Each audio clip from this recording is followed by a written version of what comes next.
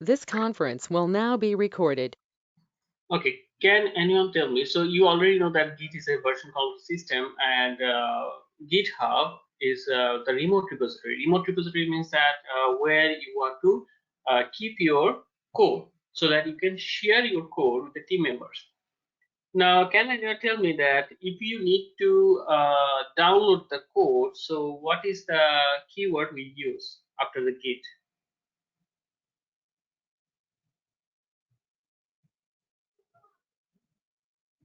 INIT? No, no, Git space status. no. So we are trying to get the updated code from the Git repository, from GitHub.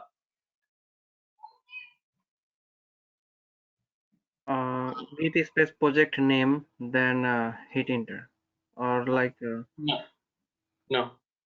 So only one person answered it correctly. Salma Afrin, you did that right. So Oh, pool. Yes. Thank you so so much. cool. So just think about in this way. Download, this means pull. Upload, that means push. Okay. Oh yeah, before push we had to do the pull first. Yeah. Yeah. So that is true that every time you will push your code, you have to pull that code, and there is a reason for that. When you pull the code, you will see like new codes already added to your local, because if someone else work on something, that person will push the code, and before you push the code, you have to get that update. That is the rule. If you don't get the update, there will be like conflict. So to resolve this conflict, to don't have this conflict, we have to pull the code first. And when you pull the code, make sure that after you pulling the code, you have to run your script locally first to see everything is fine. Everything is fine means that if you pull the code, and after that if you run your script and it's not running, that means that something is changed in that the new code, and that is impacting in your old code, the code you created, the script you created. That's why it's like recommended, when you pull the code, then you will run your script to see if your script is working fine, then you will push the code. So after you pull the code, run your script and then push the code. Okay. Now tell me, when you pull the code, which branch we pull the code from? Which branch?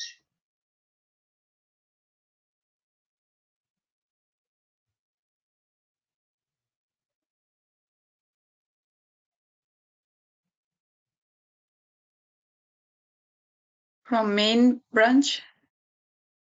Yes, that's right. So by default, every time you create the repository, you will see the main branch. But sometimes the project, what they do is they create a master branch. It's the same as like main branch. They give a name of master. That's it, nothing else. It's the same thing. Main and master is the same thing. They just create that branch and then they delete that main branch.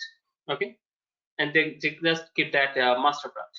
Now, when you push the code, where do you push the code? Which branch?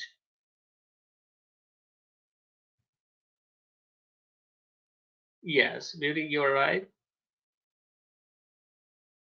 So it's basically you are pushing your code to your name branch. And why you are pushing your code to your name branch?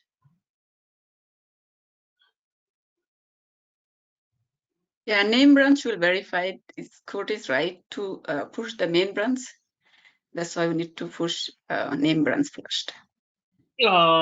Someone needs to verify the code before you merge your code to the master branch, right? And that's why we need to push our code our name branch. Yeah, yeah. In some project, you might see that they are not following this approach name branch, but this is the standard.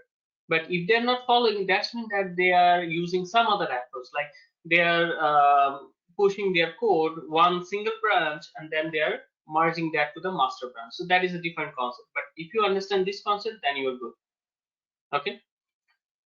Okay. So related to this GitHub, so when you have this, for example, you have a 1000 script, and when you run this 1000 script, it takes like almost 4 or 5 hours or 6 hours, let's say 6 hours.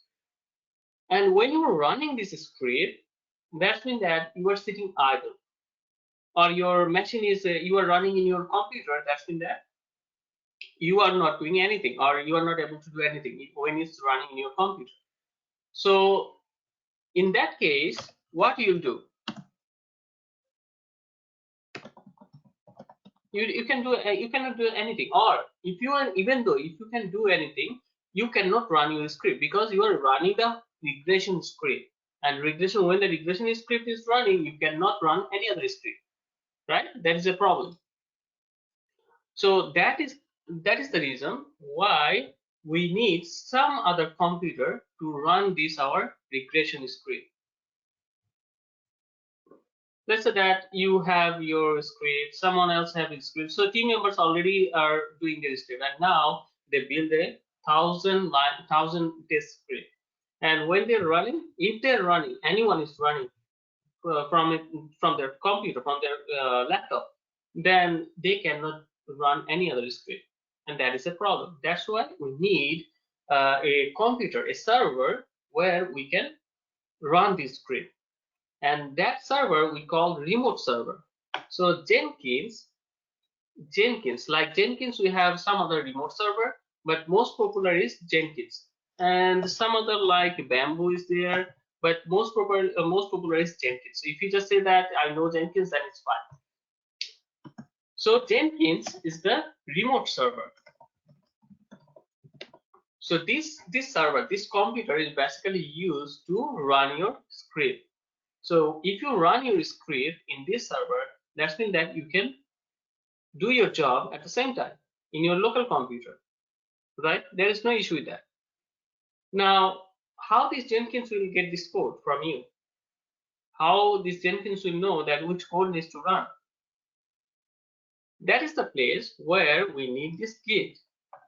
We have to configure this Jenkins with the GitHub so that whenever I will go to this Jenkins and I will try to run my script, it will go to the GitHub and get the script and run it in Jenkins server. Okay. And this remote server, this Jenkins server, is also called CI/CD, continuous integration, continuous development. So that's mean that every time you're done with your script, you push your code to the GitHub, and GitHub will send a message to Jenkins. Oh, okay, I got a new script. Can you please build it? Can you please run this script? So the Jenkins will start running it.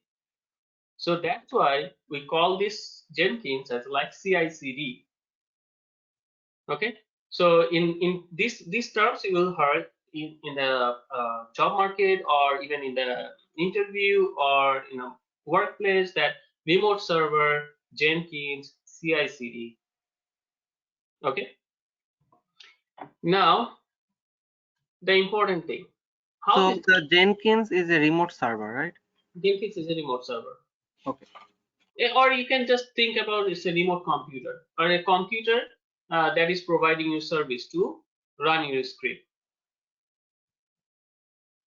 Okay. Now, how this Jenkins look like? Let me show you that.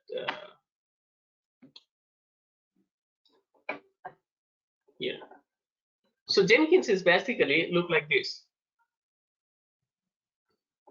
If you have a multiple project, it will show you all the projects here. I just added 3 projects here: Amazon, Cucumber, U-Haul. So if you have only one project, that is also fine. In your case, it might be only one project. In my case, I can add like multiple projects. In your case also, you can add multiple projects. Now, who will do this part? Who will add these things, add this project, and do the settings? First of all, you are a tester. Okay, don't take that load that you have to do these things. Okay, because you don't have any experience on Jenkins, so you will say, we have a person in our team who do the settings, who does the setup for Jenkins. Okay. Usually, the person, can anyone tell me, for example, let's say that you are in a project. So what is the team member? We already discussed about that in manual testing, right? So what will be the probable test member you will, not test member, like team member you will see in your team, in the project? We already have seen that in manual testing. Yes, that's right. I can write it, Scrum Master. Then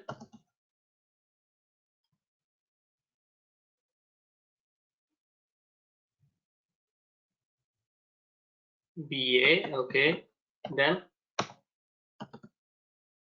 Scrum, okay, developer,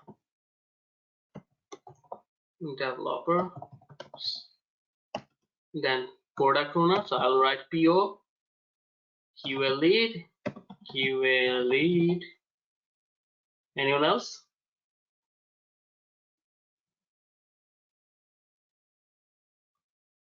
You forgot to write your role. Yeah, that's right. Tester.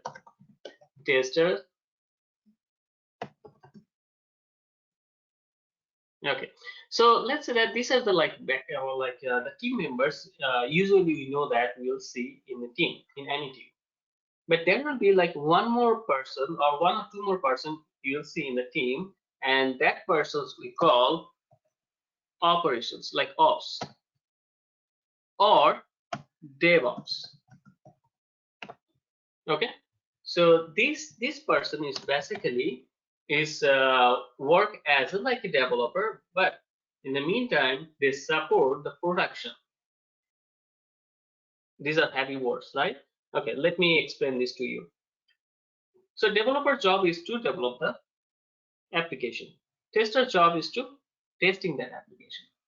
Now, when the developer is done with their job, who will what is called release that code? Who will publish that code to that test environment, or like which is called dev environment or UAT environment or production environment? And if any issue comes in the production environment, who will handle that? So that's why we need one person who does these things, who basically is his or her role is basically to handle the production related issues. If the customer, if the client is having some issue, it's like a tech support, but that person is also basically is knowledgeable of the developing part also. So if there isn't like a small tweak they need to do, they can do that, so that they also have a knowledge of development and also networking. So this person we call DevOps. And if the person only know the networking, not much about the development, we call that as ops. So that is a role you will see in a team.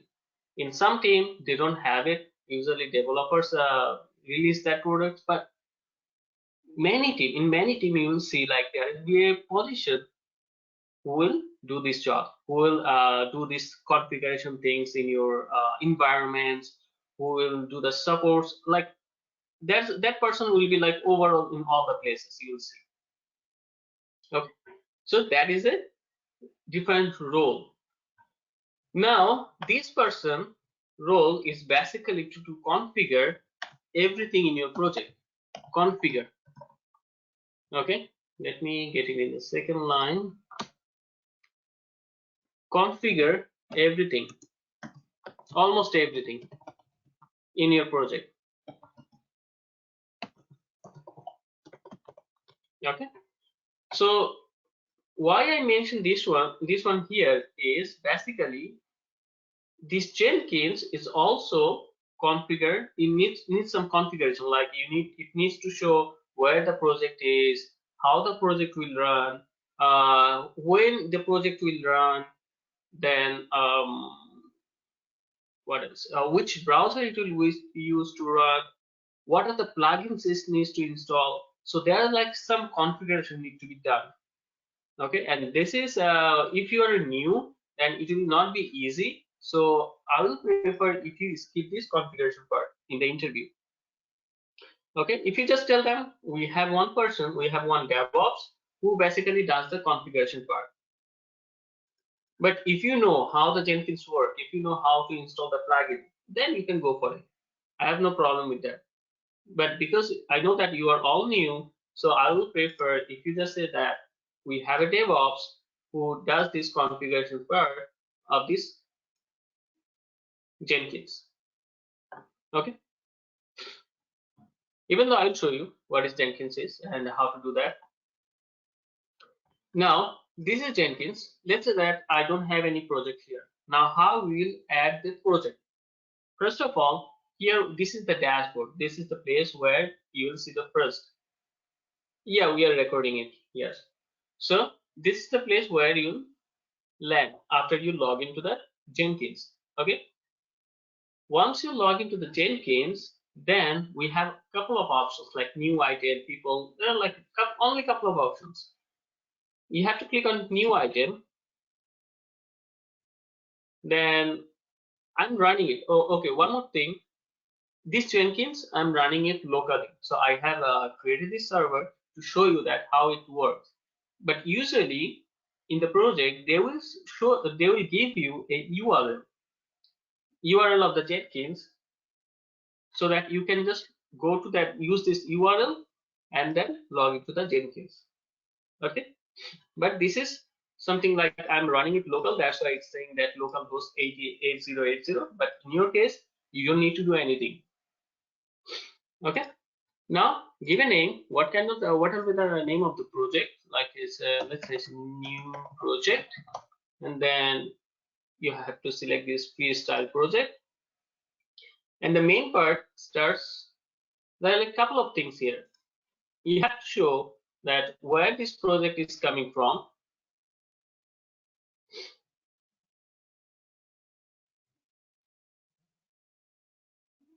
You have to show where this project is coming from. So first of all, give some description if you want. Then source code management, you have to select Git, and you have to provide the URL of the Git. And if that Git repository needs to be like accessible, if that is not public, if you need to access it, the repository, and if you need a username and password, so you have to also provide it here. Add credentials. Okay, and then which branch you want to run the code from. Usually you see that it's a master. If you don't have a master, if you have a main, you will write main here. So usually we run the main branch or master branch. We don't run our main branch here, because usually we need this server to run our regression test. Okay, and after that, here from these things you don't need to. So as I mentioned earlier, you don't need to understand the Jenkins truly. You just need to understand a couple of things from here. So I'm just showing you that what you need basically to add the project in Jenkins. Then here, after the build, if you want to get the notification by email, you can also use this option to get the notification. So you can add recipients, means that you can add your manager email address here, your email address here, your QA lead email address here. So after the build, after the project is run, then you will get the report by email. Okay, and one last thing that you should, I believe that you should mention in the interview, that this poll SCM. Why we need this? Because when I will create this project, let me create this project. Now the thing is, this project is manual. So if you need to run this project, every time you have to go log into the Jenkins, then you have to go to this new project, or you can run it from here as well. But if you go here inside this new project, and if you click on build now, then it will start building. Start building means that it will go to that GitHub, it will get the code, and it will start running the script. And after the running the script, it will give you that result. And if it is a successful run, then it will be green. Otherwise, it will be red because if there is an issue. So if there is any issue, you can click on the build and then go to this console output, and then you'll see what is the issue is, why it didn't build. You see that there are some like issues I have. So why it didn't build. Now let me go back to this project level here. So that is a manual thing, right? Every time you need to run this script, you have to log into the Jenkins. But what if you need to run this script, run this regression every week? So that you have to go every week, you have to log into this Jenkins every week, and then you have to build it. Here in Jenkins, we have an option called Full SCM.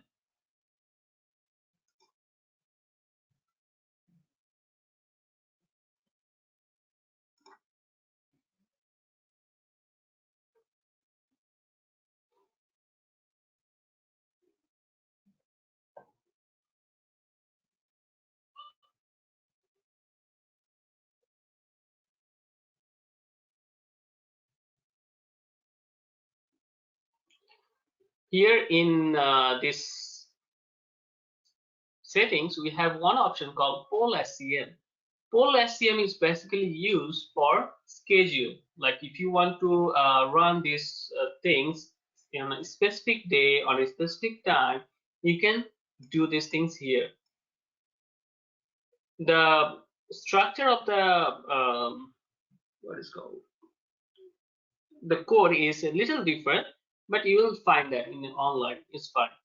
I also can't remember that because that is something like you cannot remember all the time, so it's fine. You can just go and just check what is the full SCM for every week. It will give you that script, and then it's just like a couple of words. That's it, nothing else. So if you just paste it here, then save it, then every week this script will get the code from the GitHub and run it here in Jenkins server. So that is for scheduling thing. And that is why you just need to know this poll SCM. You can also mention that there is a like email part where you have added these emails, and after every run you are getting the emails. That's it. I believe that is the part only for the tester. Don't mention that you configure this Jenkins. Don't do that, because if you say that you configure the Jenkins, then they will ask you that, okay, so how you install the plugins? What plugins do you install? Why we need these plugins? So there will be like some follow-up question you have to face. So that's why it will be better if you skip that part. Okay. So I'm here in the Jenkins, and here manage plugins.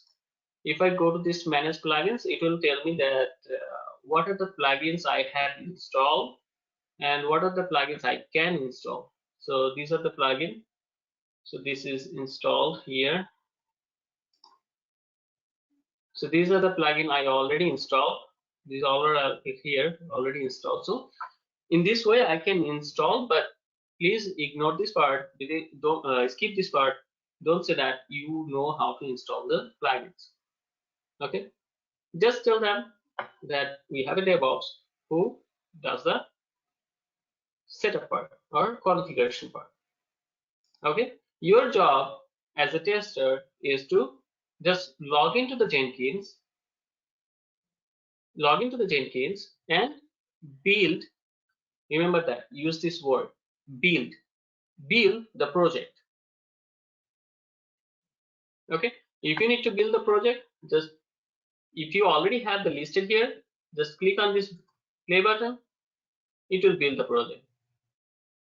And after the build, you see that it's running, the build is running. So after the build is done, if there is a failure, then it will be like red. You can also see by going inside this project. You see that these all are green now. Stick green. So that's mean that its build is successful.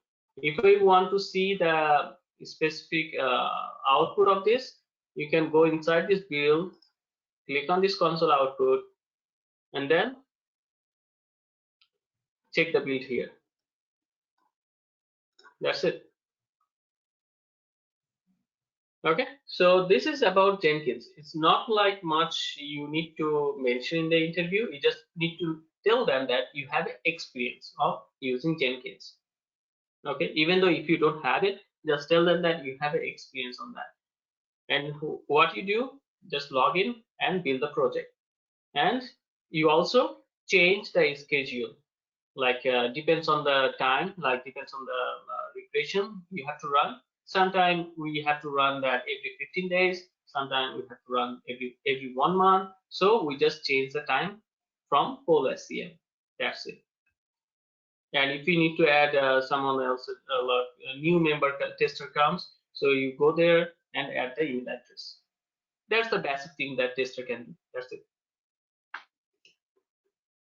Any question from Jenkins?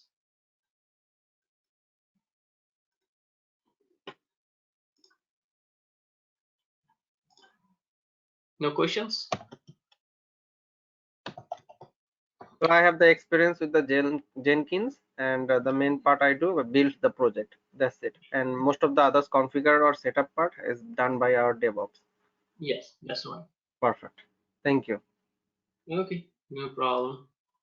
Okay, so if you remember that we did one part of the Git, like when the project is already there in the GitHub, and if you're trying to get that project, how we'll get that? I showed you there are like two ways you can get the project.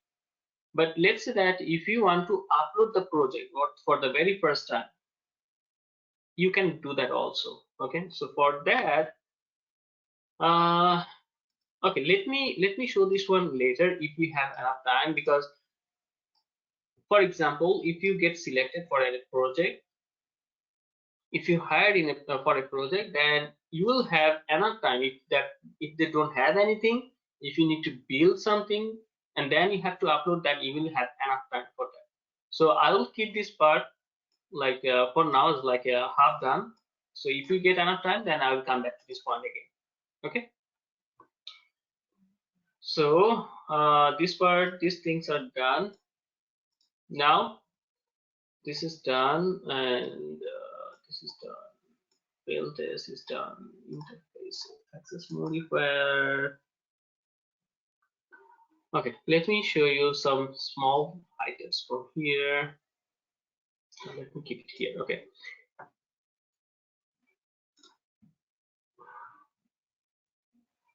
Driver. So till now, how we run this browser? How we run this Chrome driver? We show the path, right? We showed the path in system.set properties. Where is that? Login script.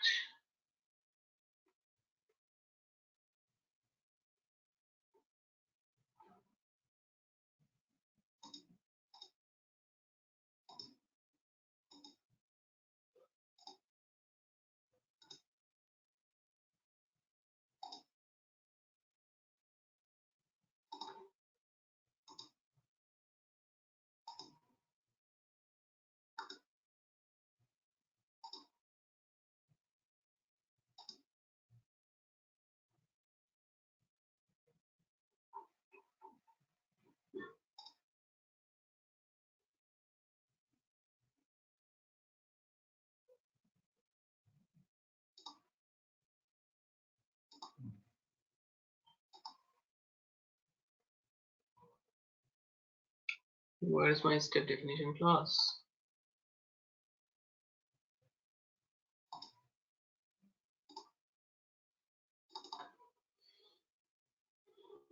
Oh, this is step. Okay. So where is my step here? Right. So in this step tab, I have this thing, utility class, where I basically mention that where is my driver is. We all know about this driver, right? If we have a Chrome driver, we have to select the Chrome driver from the system, and then we have to copy the path, and then we have to paste it here, right? Now the problem is, if you are sharing your code with me, then I have to change this path, right? Without changing this part, it will not gonna work. Is it true? What do you think? So if I share my code with you and I have my driver in this location, do you think that you can run this script without changing the path?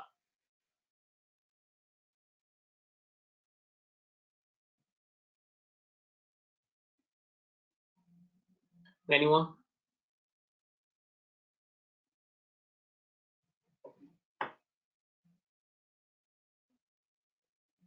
Yeah, I think we need to change the path if other person use different Yeah, so driver. you Yeah. might be using the driver from downloads folder, or someone might be using the Chrome driver from E drive or somewhere else, some different location, right? They don't have the Chrome driver in the same location.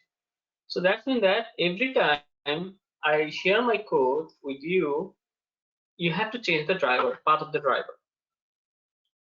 So what do you think? If you have this issue in your, like if you have a couple of team members, like two or three testers, and if you use your driver from this location every time, so when they download the code, it will change to this path, right? They have to then change it manually. So that is why we should not follow this approach. What we can do is we can keep this driver in our project. Okay, so if you remember, we have a test runner class. Do you remember that? In test runner class, what we did here, we showed here that where is my features file and where is my step definition classes are. So we will follow the same approach here. Okay, so we'll get this driver. We'll get this driver. Let me get this driver.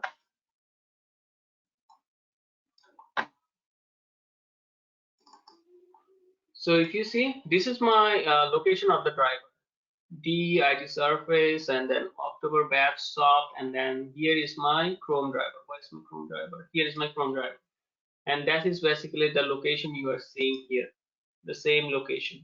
But the problem is every time I will share my code with you, you have to change the path of the driver. So to resolve this issue, we can do one thing. In the project, in this project, I can create a folder. I can create a folder called drivers. Why? Because there might be different drivers I can skip, like Firefox driver, Safari driver, then Chrome driver, Edge, Microsoft Edge driver. So that's why you can keep a folder. I can create a folder and keep my drivers inside this folder. Now let me get this driver from here. Copy this driver and then paste it here. Where is that? Paste it here. So now you see that I have this Chrome driver inside my drivers folder. Now I have to show here the path that where is my driver is. So till now we are using the whole path, but from now on we don't need that. Just type here the folder name drivers and / your Chrome driver.exe. That's it. It's very simple. So let me try to run it and see if it is working or not. Where is my test runner? Here. Run as test.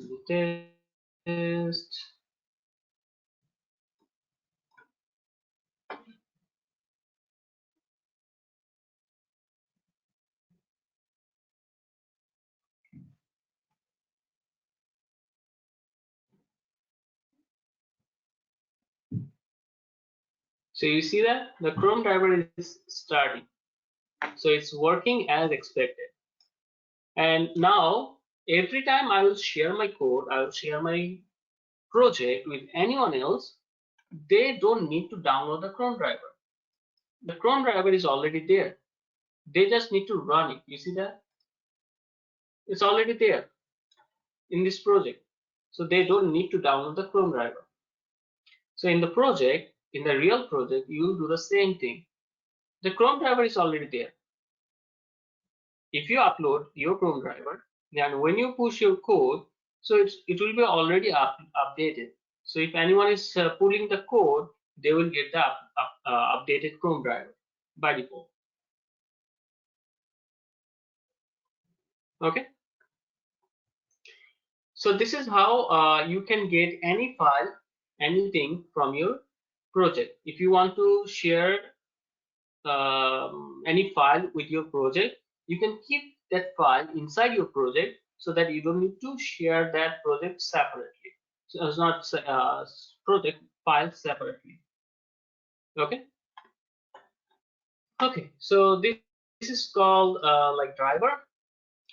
So till now you already know about something about drivers. Let me write it down here. We already know the drivers, right? What drivers we know? Chrome driver, then Gecko driver is basically for Firefox driver, then Safari driver, then Microsoft Edge driver. So I'm writing MS Edge driver. Okay. So these are the most common drivers we know, right? But there is one more driver we have. It's called headless driver. Headless. So what do you mean by headless? Can anyone tell me? What is the like basic definition of headless?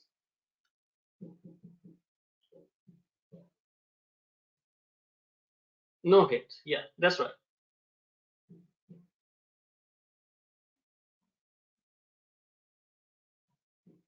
So let's say you build a robot. Okay, let's say you build a robot, and the robot have a head, and in that head, you install cameras. By using these cameras, the robot can like go to that specific like distance and then come back again, right? So you can do that things by using this if the robot have this head, because in the head you have a camera. By using this camera, the robot will determine the distance, like what distance it need to go and then come back. So basically the concept is almost same here. So if that robot doesn't have a head, and if you just tell the robot, okay, so you have to go until that point and then you have to come back, so the robot will not able to determine the distance because it doesn't have the camera. But it can work, it can try, it can go and try, right? So the rules goes as like same here. We also have a headless driver. This headless driver is basically used to perform this testing, but without opening the browser. This headless option we have in Chrome driver, in Gecko driver, in Safari, in Edge. So we have to use this option called headless driver.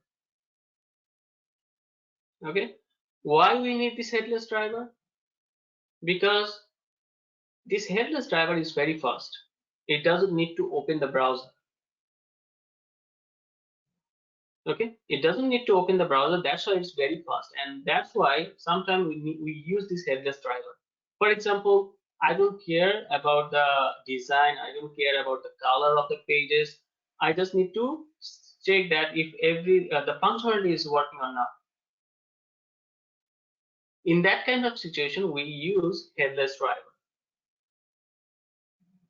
But if you need to check the color of the button, if you need to check the position of that button, then we need the actual driver, like Chrome driver, like actual without the headless driver. Okay, so there is like a positive thing with the headless driver. There is also some negative thing. Okay, so you might see in some project they are using headless because they don't need to open the browser. They don't need to care. They don't care about that what is there in the page. They just need to verify if that things is in the page or not. That's it. If that functionality is working or not. Okay, and that is basically headless driver.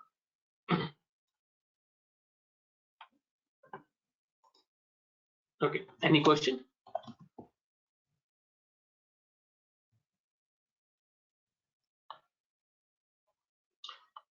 You got the idea, right, about the headless. And you all also know about the driver in the project. So if you use the driver, if you keep the driver in the project, that means that if you are sharing your project, then that person doesn't need to download that driver. Now let's come back to this access modifier. You already know two of the access modifier. There are like total 4. You already know 2 of the access modifier. Let me go back to close everything.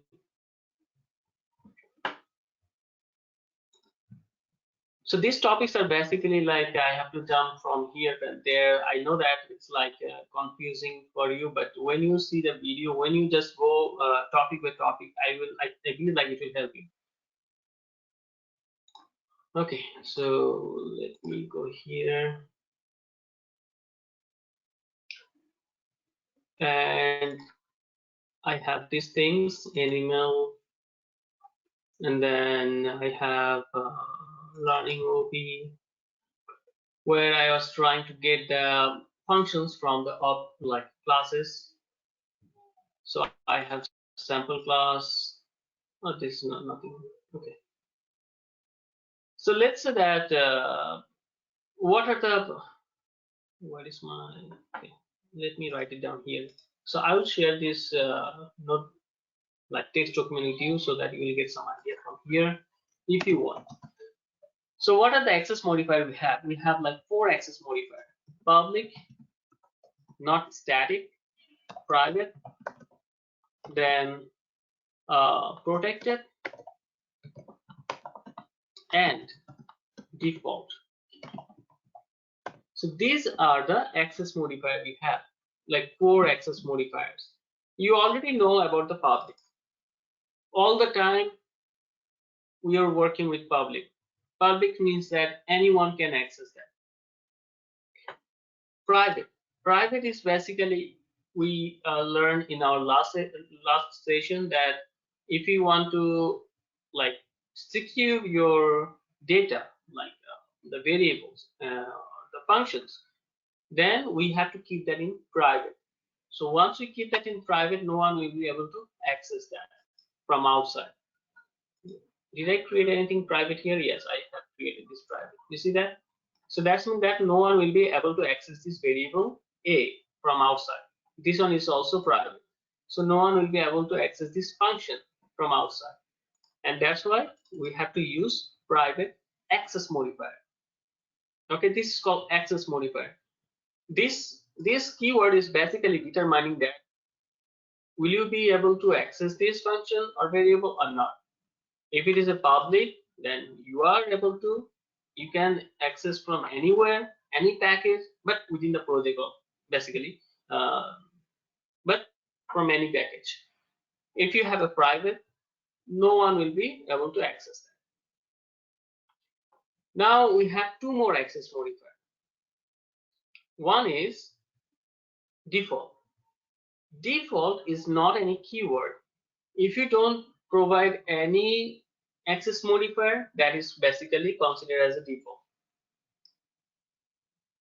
It's very simple. Default is very simple. If you are not using any access modifier, that means that it's a default access modifier. Default access modifier variable or function. Okay. Now the last access modifier. This one is a little tricky, but if you understand the inheritance, then you'll be fine. Protected. The another one is called protected. This one is basically the classes within the same package. Let me write it down. I think I should write it down. Anyone can access it. Private. No one can access it. Only within the class. Accessible within the class only.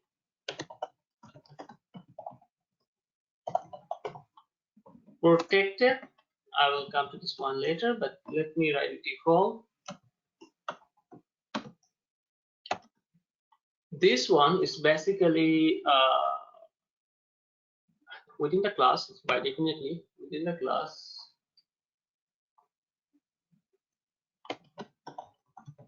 class, subclass. Can anyone tell me what is subclasses?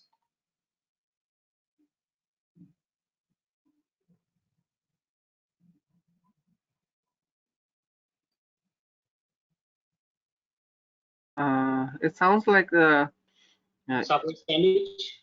any inside the class there will be another class that we can consider subclass. Okay.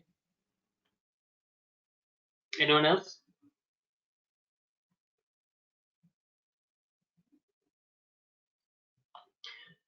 Okay, so subclass, and basically when you think about menu, we have a menu and submenu, right?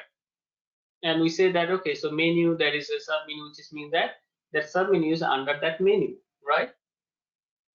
Here the concept is parent and child. We have a subclass, and subclass we call basically child class. And the parent class we call superclass. Okay. And now the protected. This protected is basically child class, definitely child class.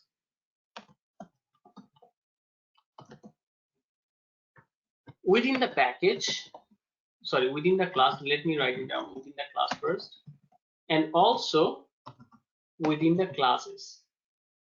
Sorry, within the package.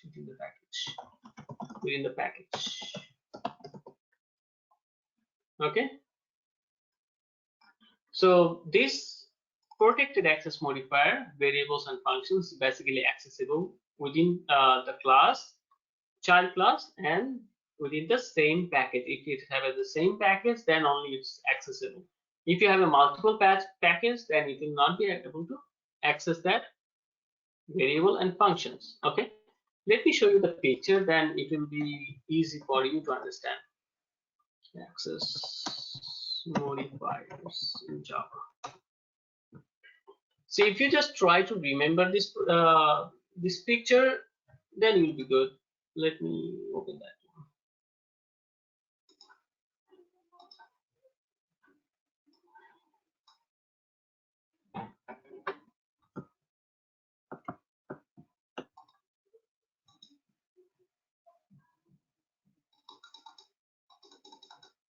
What happened?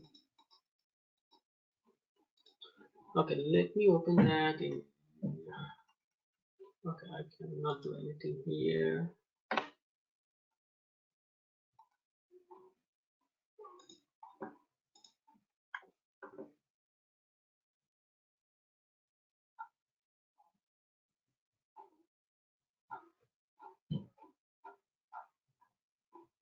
Where's the image?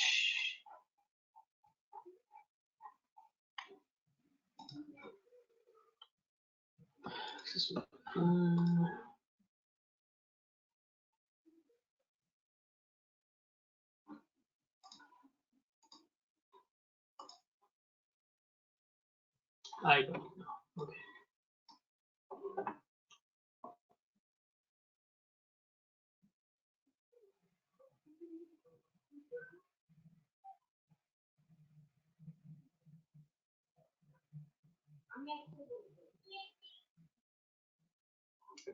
Okay, so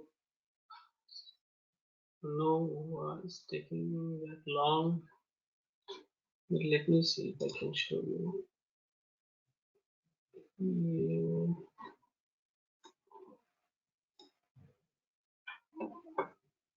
Okay. Now I think you will be you are able to see this one, right?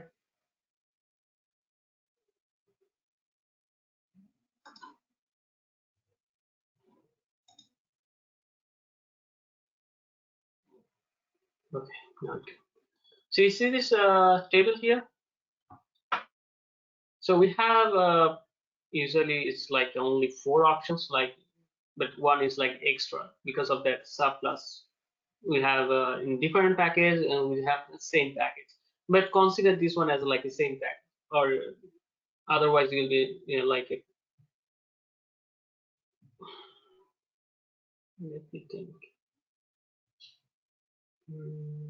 Non-package protected. Okay, just ignore the last. Let me see. Do we have anything else? Which is very simple. This one. This one looks simple. Let me check. It's still small.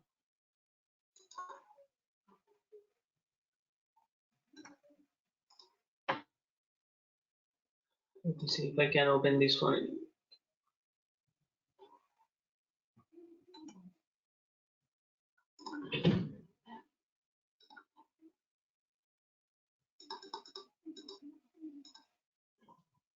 So you can see this table now, right? So just consider this like a very simple table. Public, anyone can access it. You see that? Class, package, subclass, is global, like anyone can use this public. If that variable or function is with the public access modifier, anyone can use it. If it is a protected, then class, package, and subclass, that means the child class only use this access modifier variables and functions, but not like outside the package. No one can use that. Default is within the same class and within the same package only. That's it. And private, it's like only within the class. So if you just try to remember this image, like how this one is like set here, like public, protected, default, and private. With public with all yes, protected, everything all will be yes, except outside the package is not possible. Okay, default, you know that there is no access modifier for that, there is no keyword for that, but it is accessible within the class and package. And private, outside the class, no one can use it, only within the class it's accessible. So you got the idea about the access modifier? Any question?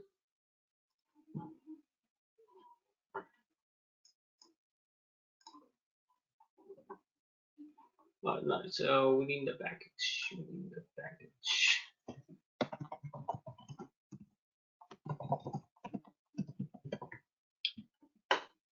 Okay, any question here? No questions, okay. So that's mean that we are also done with that access modifier interface.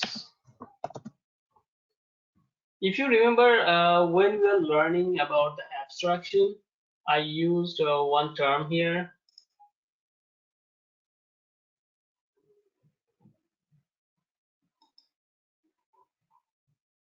I used one term here called 100% abstraction is not possible.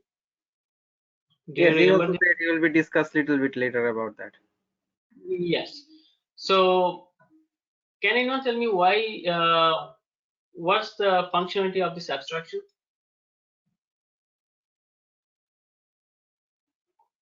It's mainly secure the class. Secure the class, so no one can No one create an can object of this create an class, right? object for this class.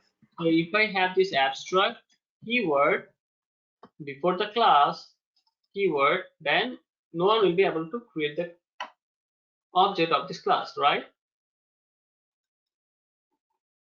So where is my option here? You see that I'm not able to create an object of this class. It's a very simple thing, right?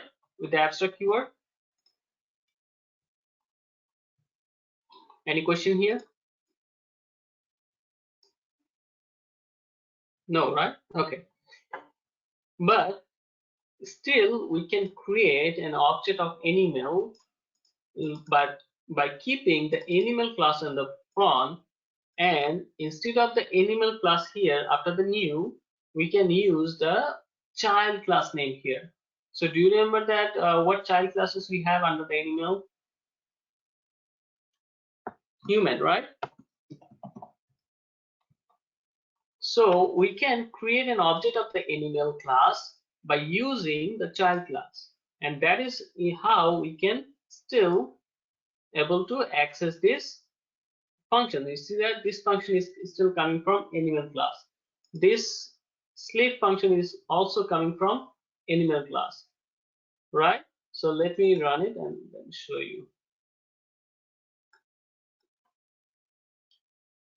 So that's mean that this abstract keyword is working, but not working perfectly, right?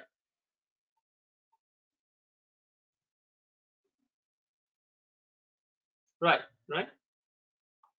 So that is why we have another thing called interface. Interface is something like this. So when you right click on the package, go to this new, you always click on this class to create the class. But if you see that below the class, we have one option called interface. This interface, when you like just select this interface, you have to give a name of the interface. Let's say it's a sample interface. And then you see that I don't have any option for public static void main because this is not a class. This is an interface. This is an interface. Okay. Click on finish. And when you see this interface, it's like instead of class, we have a public interface and name of the interface. And it's look like a class. You see that? Same as like class.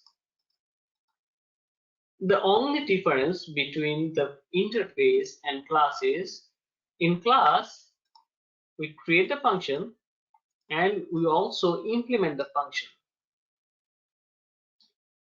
And in interface, if you try to do the same thing, it's not gonna work. See that I'm not able to do the same thing here because this is not a class, this is interface. So what we can do simply just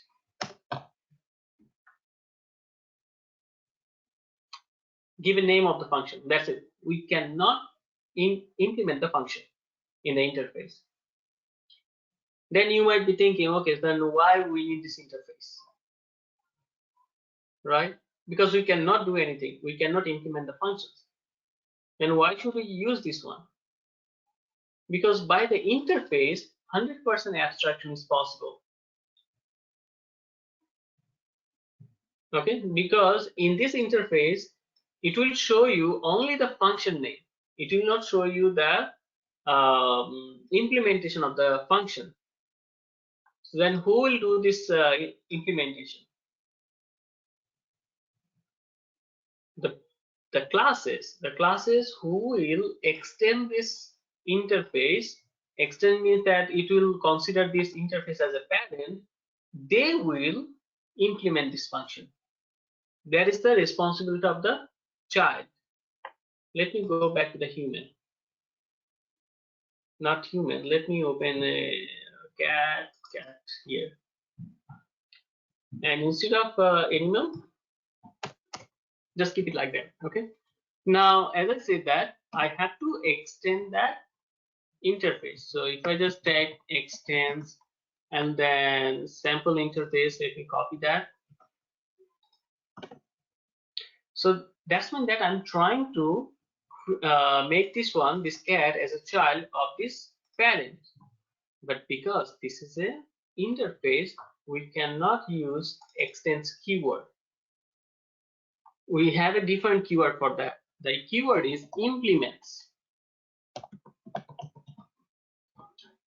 Okay. Now again, we got an error here under this cat class name. You see that? When you mouse over, it will tell you that you have to add unimplemented method. Why it says that unimplemented method? Because in your parent, this one, sample interface, have a function and it's not implemented. So as a child, it's your responsibility to implement that. So if you mouse over and if you click on it, it will add these 3 lines of code by default. Or if you want, you can type it. It's up to you. But this is how you have to keep this function. You have to keep this implementation in the child. Otherwise, you will not be able to use this class. It will throw an error. You have to do this one. So you have to keep this one. You got it? So interface is something like you will be only able to create the function, but you cannot implement any functionality of that function. Who will do that? The child of that interface. Got it? Any question?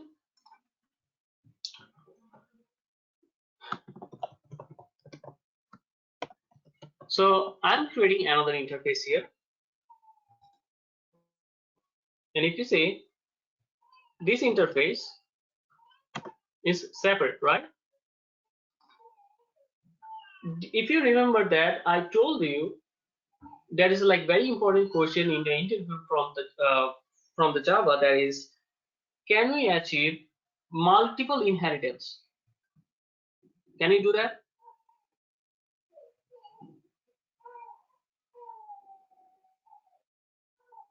No, right? Yes. Multiple inheritance is not possible. So one child can have only one parent, right? And we can do multi-level, which is true. We can do multi-level, but we cannot do multiple inheritance. Now, by using the interface, we can also achieve that, multiple. So we can implement multiple interface like this, comma.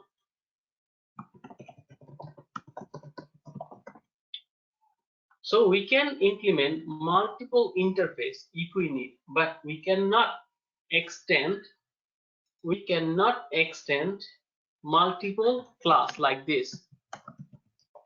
We cannot do that.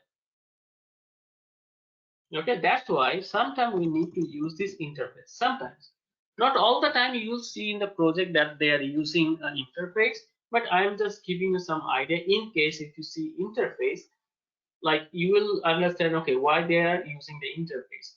Maybe they want to make that secure, or they have to perform some multiple inheritance. So that might be the reason they are using it. When you will see their code, then you will understand why they are using it. Okay. Any question?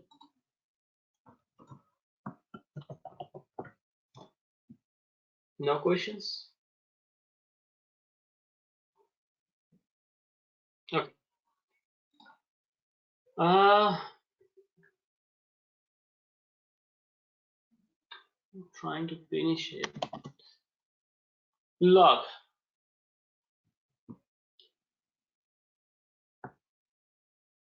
Log is something like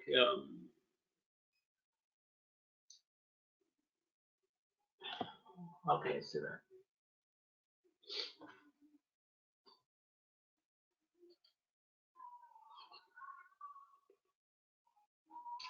Log is something like when you do something and it's recording your each and every step. It's called as like log. So for example, if you're running your script and if you want to check your each and every log, like if you if you want to see that how much time it took to run like open that browser, what is exactly the things it's doing in the background, so you can use log. So usually log is a very simple setup. I don't have enough time to do the setup. It's simple, but it's I have to implement that, so I'm not going to show you today. But usually this log4j is a popular log library used in Java to see the log. And why we need the log is basically when you run your script and if it's failed, you have to check your console, right? When you see your console, you might not see the whole you might not get the whole idea about the why it failed. But when you see the log is basically the details of your steps, details of your execution, like exactly at what time, exactly what second it failed and why it failed at this time, what is done. So basically the log is a details, step by step it comes in it. You can save it in a text file and you can check the text file to verify your execution. So usually the developers use that a lot because they need to see that why the development has failed, or if there is any failure in the execution, they use the log a lot. As a tester, you might also need to use that log because if you are using a huge script and when you run it, it's failing and you are not getting enough idea like why it's failing. In that kind of situation, you have to use this log. Okay.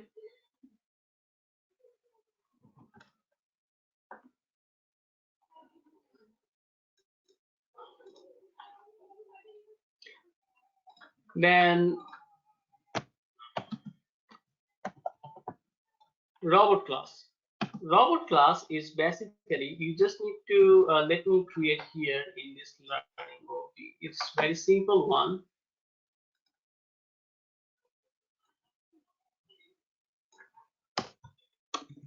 Robot class is like we already created an action class, select class. It's also like the same robot class. Robot, so give a name of the object equals to new robot. That's it. And then you have to import this robot class from Java. You see that Java AWT import robot.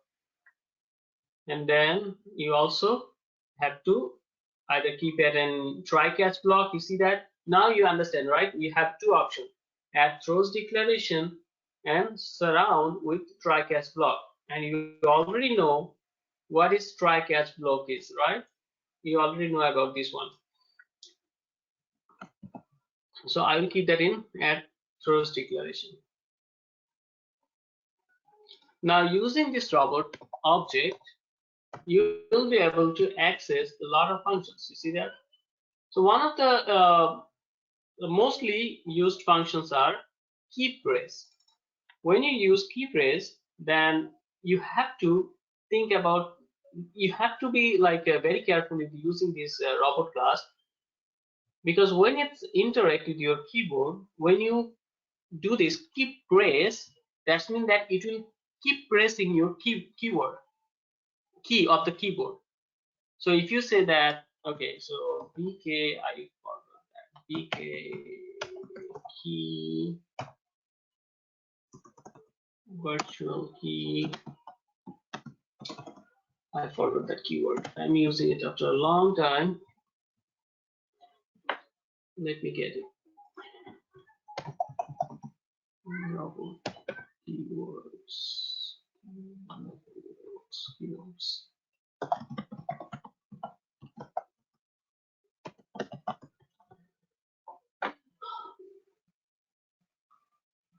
These keywords, this robot class is very rarely used because when you're using it, that means that you cannot do anything in your keyboard. Okay, when you're running it, when you're running it, any script by using this robot, and if you have any functionality of this robot function, make sure that you don't touch your keyboard. You don't touch your keyboard, you don't do anything, you don't use also use a mouse. Okay, don't do that. So what will happen is, if you do anything on your keyboard, that you will not be able to the script might fail. Okay, that's why don't do that things. Where is that things here? Keywords, functions. Okay.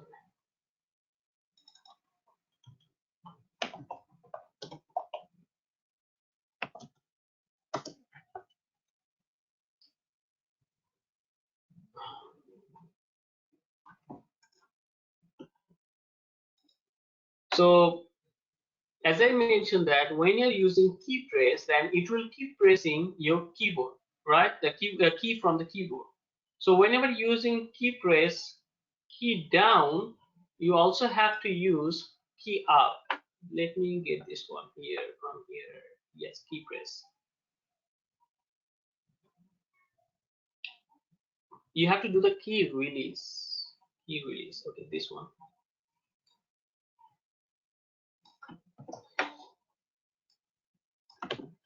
Okay, so key event and then dot vk.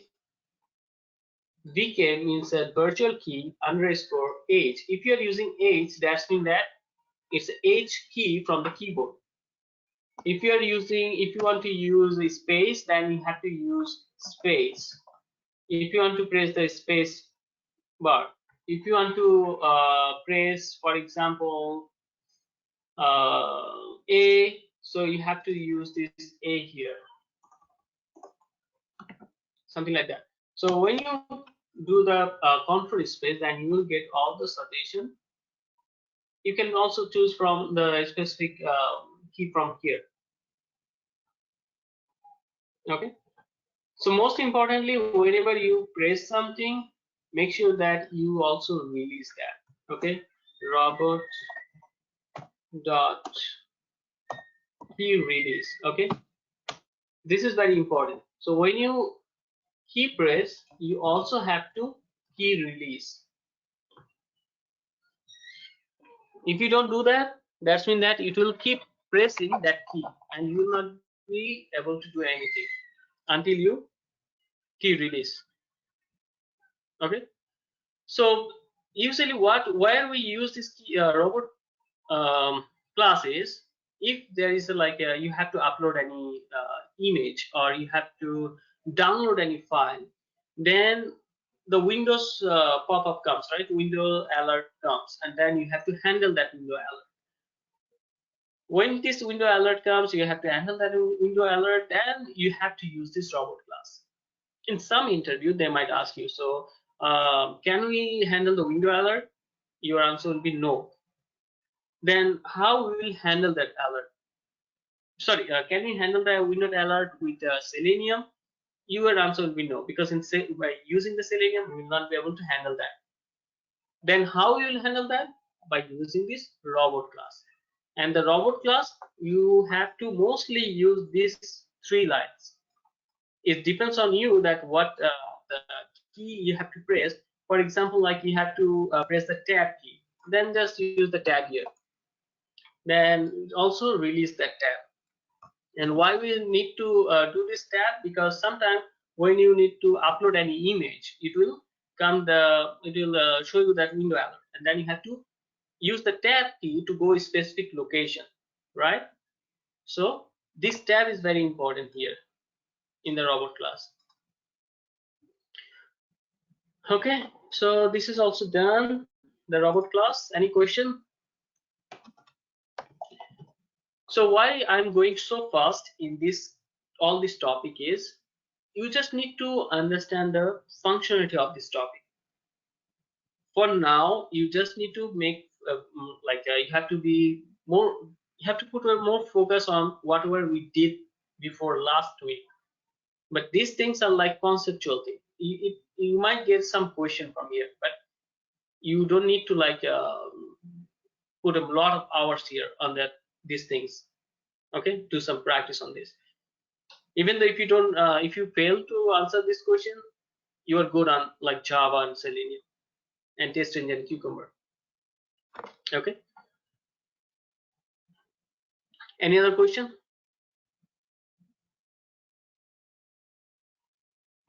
No questions. Okay. So if you don't have any questions, so it's 8:29. So let's take a break and then we'll come back at 8:45. We'll take almost like 15 minutes break today. And after that, we'll learn the most interesting thing in that the testing course, like QA course, that is SQL.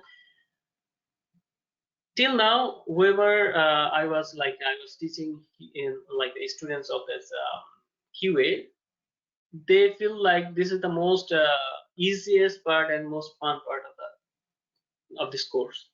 Okay, so we'll do that after the break. Okay, we'll start it today and then we'll finish on Thursday. So let's take a break till 8:45.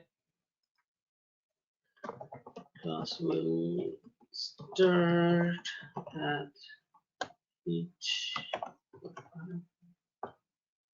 Okay.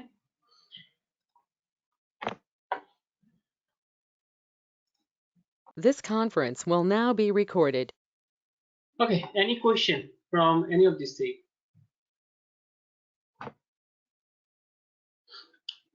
No questions? Okay.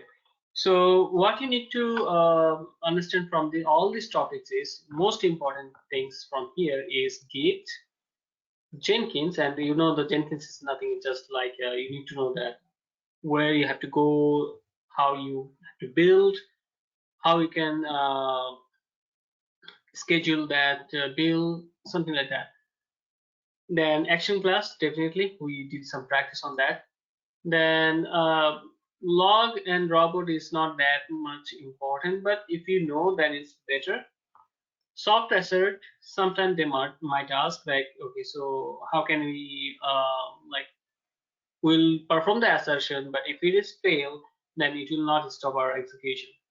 So we have to use soft assert. So I'm skipping this part, but I already have a recording of this reading the data from Excel.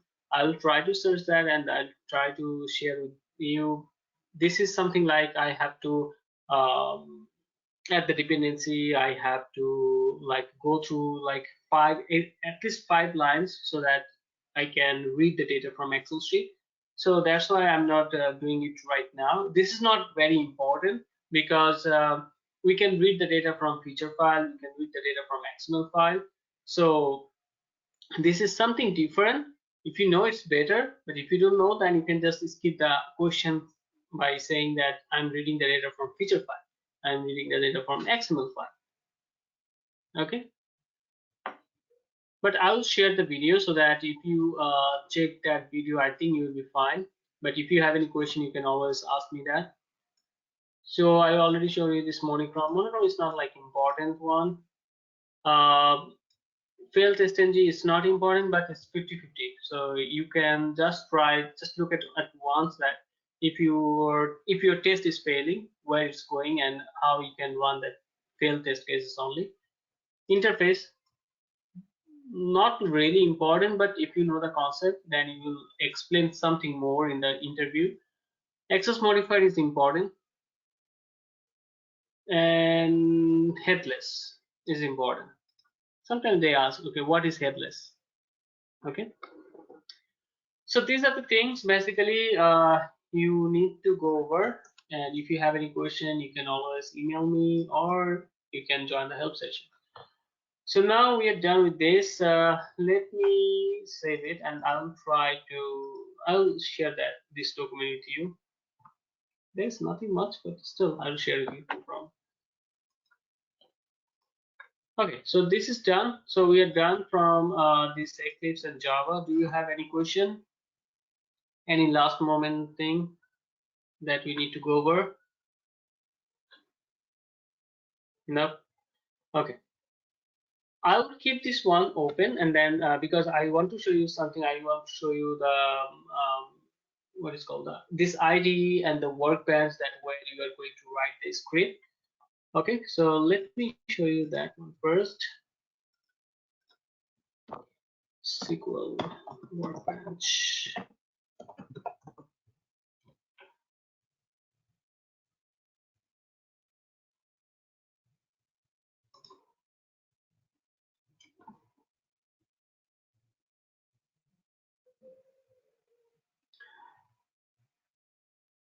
Okay, let me show you this one. This one is looking simple.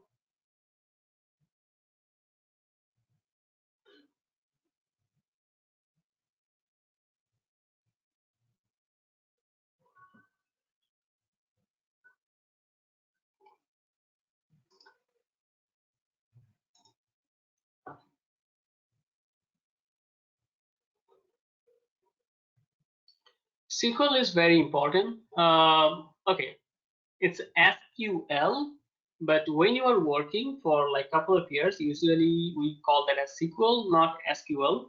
So it's up to you if you want to say SQL, it's you can say, or you can also use this term SQL. Okay, so what is the image that I'm looking for? This is the image. Oh no, it's taking me to that downloads. I'm not going to download this one. Let me save this image. Then let's save it in a.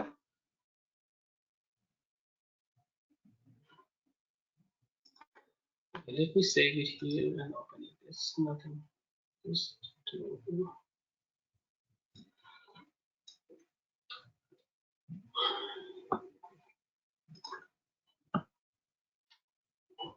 Oh, I got the wrong one. SQL editor.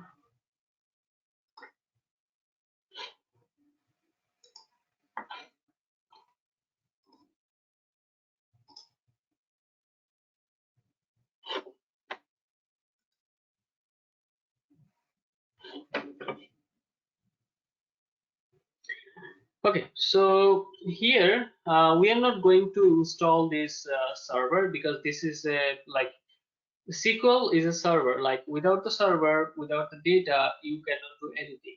Okay, you have to have data. Without the data, if you type something, you will not get anything. So in our course, basically, we don't install this software because even though in the real project, when you will be hired for a project, they will install this software for you. You don't need to install this. The IT department, the people from IT department, they will install this software in your computer, and then you just need to open this software, and then you have to write your query and then get the result. Now the thing is, something is common here. If you see, let me get that.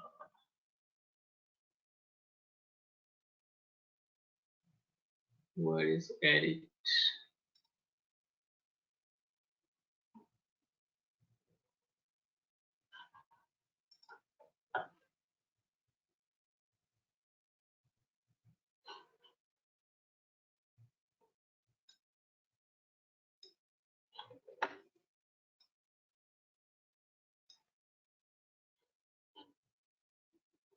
Okay, you see this highlighted part here? So it's basically looks like the same we have in Eclipse. In Eclipse, we have a class where we write our codes. That is on the right side. You see that this is the white part where we write our code. And when you run this class, you will see your output on the bottom, right? So it's like the same thing. We can see our outputs here on the bottom. And the left side, we see the project explorer. And here in this server, in this software, you'll see your table's name here. I will go to the deep on the table and what things you will see here. But this is the basic thing. This is the software basically. What exactly you will see here on the left side in this place and here on the down. Okay, it's basically the same thing that you are seeing in the Eclipse. Package Explorer, in case of Package Explorer, you will see the table's name, the database name, database, tables, schema. and here on the right side you have to type your query, and exactly that you are doing now. You are doing the writing your script in the class, and then when you run it you will see that output on the bottom. Here same thing, you will see the output, the results in the bottom. Okay, now let's go back to here. So for this course, basically we will follow this website called W3 School. W3 Schools, if you go to this website, it is like have a lot of options, a lot of things you can learn from here, but we'll learn only the SQL part. We'll do our SQL course here. Okay, they change this. Okay, what's the SQL? Learn SQL. This is the one. So when you click on learn SQL, so it will take you that SQL part where you can exactly write your query and check if you're writing the query correctly or not. You can run it also here, and it will show you the result. Okay, so that's why this is the good place to practice.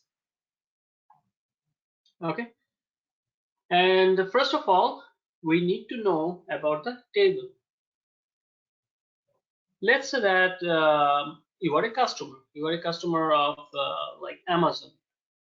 So don't you think that Amazon is saving your information, like your first name, last name, email address, phone number, something like that? They're saving it, right?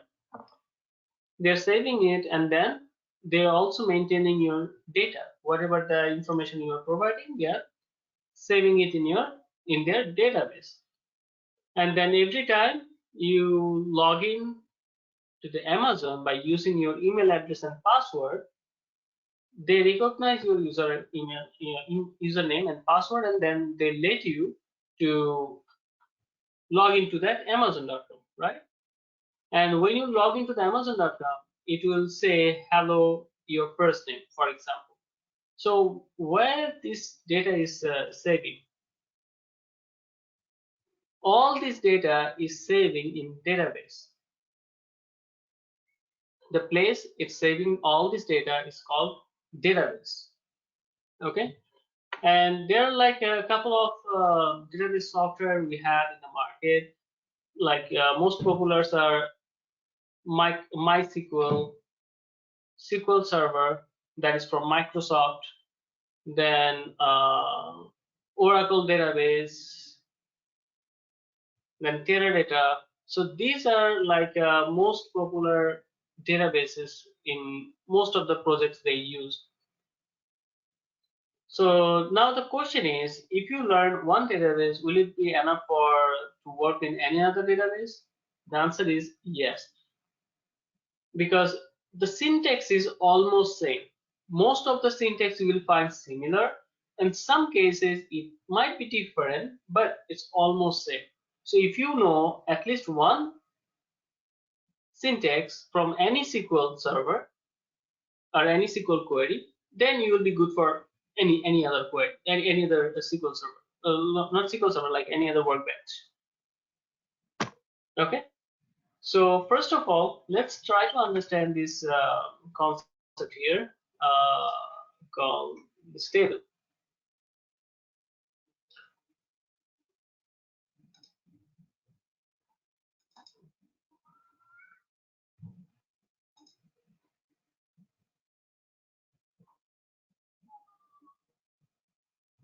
So basically, when you see anyone is saving the data, you already know that when you are using Cucumber, we are using the data table, right?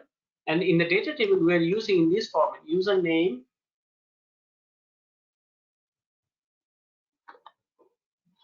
it's taking some time, so you can see it, right? Username, and then password, and then let's say that in case of the browser name, we will use something else here.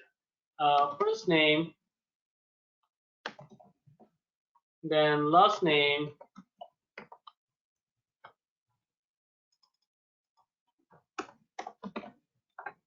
then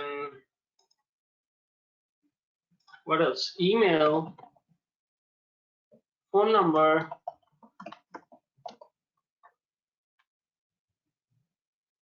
most importantly, address.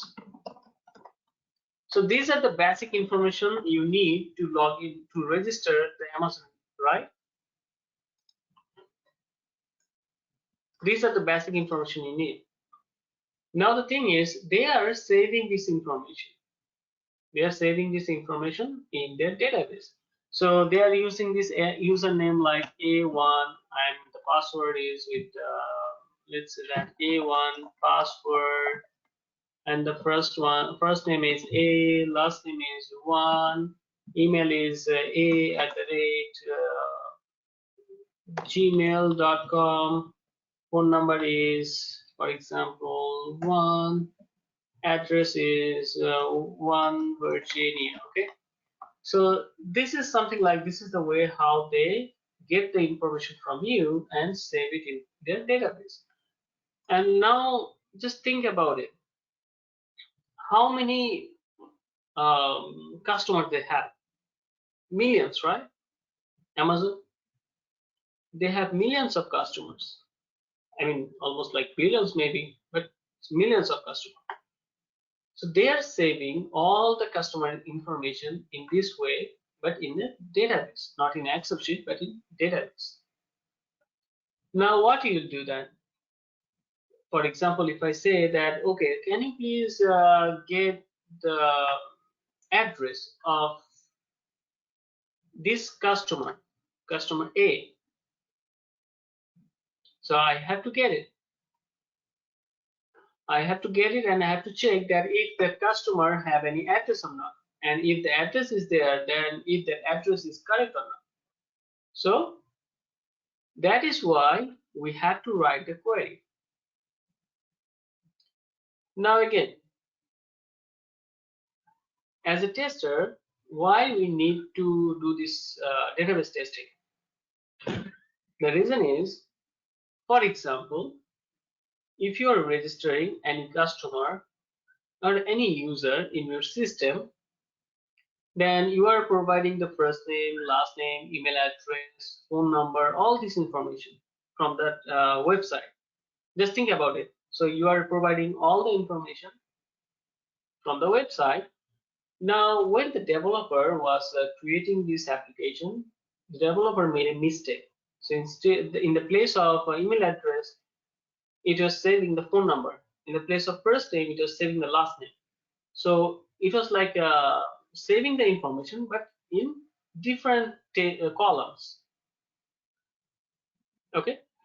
So as a tester, you have to verify that if it is saving in the database properly or not. Okay. So as a tester, you have to verify that. And that's why you have to learn the SQL query. SQL query is very simple. If you just understand the flow, like what exactly you need to provide it here, then it's very simple. It's just some keyword you have to use, and other than that, it's your logic. It's like less than Java keywords. Like, it's very simple, but mostly you have to use your logic, that what information you need. Let's say that if I ask you to find out the address of this customer, how you will find it? You have to find it by this customer name, right? You have to find this customer, and you have to find out that this customer, what is the address of this customer. Then in SQL query, when you write this query, it will show you the result that this customer has this address. So we'll learn that today. Okay. So let's begin.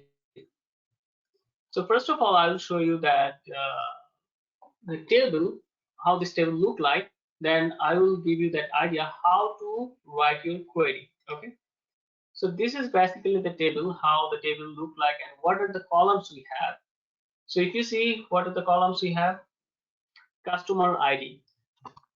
This is a very important column, customer ID, because for example, there is a one more customer with my name, like MD Zakir Hussain. And now my address is Virginia, and that Zakir Hussain, the customer address is in New York, let's say. Then if I make an order, then it is shipping that to the New York address. And if that Zakir Hussain is ordering something, then it's shipping to my address. So then how we will differentiate between these two persons? The only thing is if you provide a specific customer ID. If you remember, when we are a student, everyone have an ID, right? Student ID. That ID is unique. No one will be in that school with the same ID again. And the reason is whenever they need to get any information, they will just use your student ID and they will get all the information about you. It's like a social security number. It's like a driving license number. Every number is unique. So if, for example, if you go to the DMV and the DMV wants to find you, how they will find you? They will just put that customer number, which is like a driving license number, in their system, and they will find all the information about you, right? So that means that we already are using this type of thing. You just need to understand why we need this thing. Okay, so the customer ID is very important thing. There is a possibility like with the same name, there will be like two customers, but in different address. Okay, this table have customer ID, customer name, contact name, address, city, postal code, and country. Okay, these are the columns this table have, and these are the information.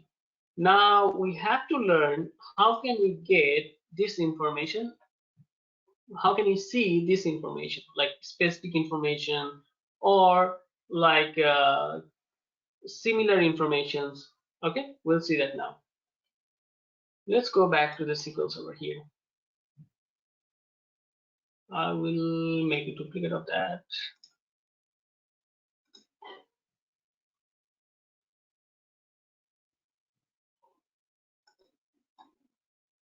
Okay. So first of all, you need to remember three part. Okay, every SQL query have three part. Two part is mandatory, but the other part is basically the condition part. If you have any condition. Okay, so we'll learn that part. But for now, let's talk about two part. That is mandatory two part. The mandatory first part is you have to mention that which columns you want to see in the output. So which columns I want to see here? Customer ID, customer name, contact name, address, city, postal code, country. So let's type everything here. Customer ID, customer name, contact name, what else? Address, city, postal code, country. Address, city, postal code. How this postal code is written? Postal code and country. Okay, I want to see these columns in the output. So you have to mention the column names that you want to see in the output. Now, before you type all these columns, you have to use a keyword. The very first keyword you need to know is select. This is a keyword. Select is a keyword. Okay, whenever you type this keyword select, it will become a different color, maybe in blue. Depends on the workbench, but mostly it will become blue. And now you see that in my case it's also became blue, but you might not able to see that. Okay, let me. Is it better now? You're able to see it now, right? Okay. So now you see that. So I have to select, and then you have to mention that which columns you want to see in the output. Okay. The second mandatory thing is from where you want to see this output.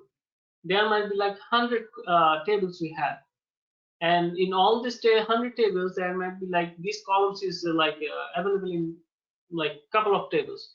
Now you have to mention that exactly from which table you want to see this output, see this results. The name of this table is here customers. So I have to mention this keyword from where you want to see it. I want to see it from customers. Okay, I want to see it from customers. So these are the two mandatory things that you have to write in a query. What you want to see and exactly where you want to see it. These are the two mandatory things. Okay, once you're done, then click on Run SQL. Then you'll see all the results here of this table. Okay, now if you don't want to see the contact name, for example, I don't want to see the contact name, just remove this contact name, the column name here from here, and then run this SQL. Then you'll not see this contact name in this result. The contact name is there, but you are not seeing it here, but because you don't want to see it here. Let's say that I want to see this, I don't want to see the postal code. I want to see the customer name, address, city, and country. Run SQL. Then you see that it's just showing the customer ID, customer name, address, city, and country. You got it? So these are the two mandatory lines you need at least to run your SQL query. One is with select. Select means that what columns you want to see, which columns you want to see in the output, and then from where you want to see these columns from. You have to mention the table name. And if you see, I'm writing it in my format. It doesn't matter because SQL is not case sensitive, except the data part. Except the data part, it's not case sensitive. So you can type it any format, it's fine. Okay, so let's do some practice. So let me share this URL in the chat box.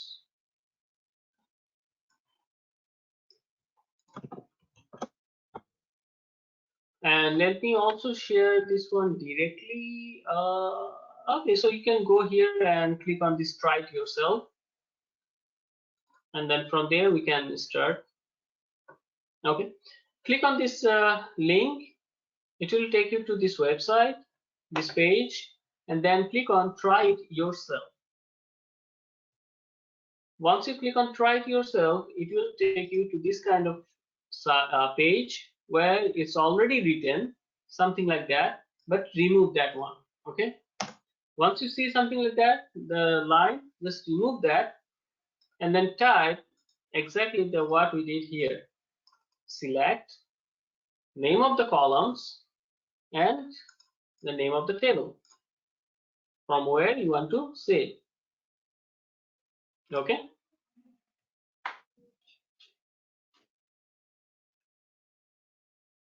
let me know if you have any issue.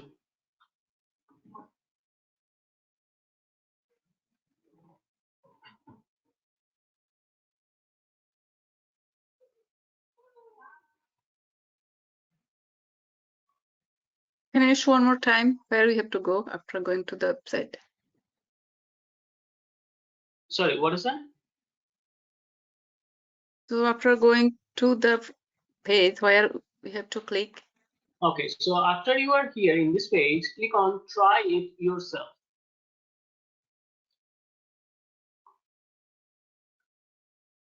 And once you click on try it yourself, then it will take you to this page where you'll see something like this. Select and then static and then from customers. So remove that line and type whatever I did here. This one. Now it's up to you that what columns you want to see in the output. In my case, I mentioned like 4. If you want, you can add more, like contact name and postal code as well. But if you want to see only 2 columns, then just type customer ID, customer name, or it's up to you. If you want to just see customer name and country, you can also do that. Just check it out.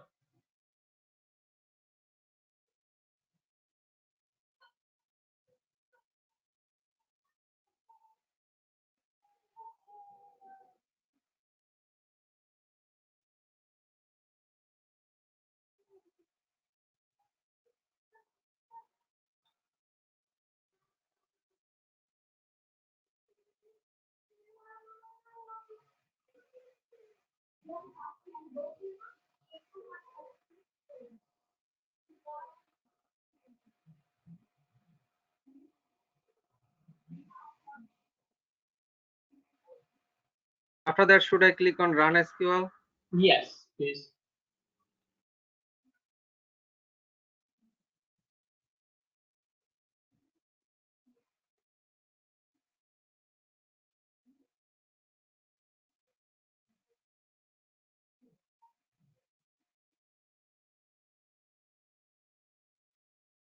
I have syntax error over here. So this is very common thing, like we get this syntax error. So let me show you. Let me make you the presenter so that you can share the screen. Sure. Okay, click on OK. So the mistake you made here is first mistake. No, that was not a mistake. That was not. So it's not a case sensitive. So it doesn't matter if you Yeah, type not only case sensitive. lowercase or uppercase or mixed. So customer ID, there will be no space. And then we don't have any column name with the first name. That is customer name. So you cannot call anything that doesn't like exist. So you can just type customer. Just type customer here. Before this name, just type customer. No. Before the name, just add customer. That's it. And you have one issue in the from. So that is not a from, that is should be from. So you have to remove that n. Sorry. No problem. So as I mentioned that these are 2 keywords. So when you type select, when you type from, it will become blue, right? So that means it's a keyword. Click on run SQL and check. Now you see that? Yes. Okay. Now try to add more columns, try to remove some columns from here and then run it and see that you'll be able to see it or not. Thank you. No problem.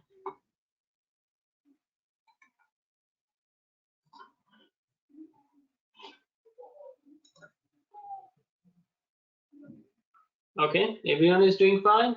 No issue?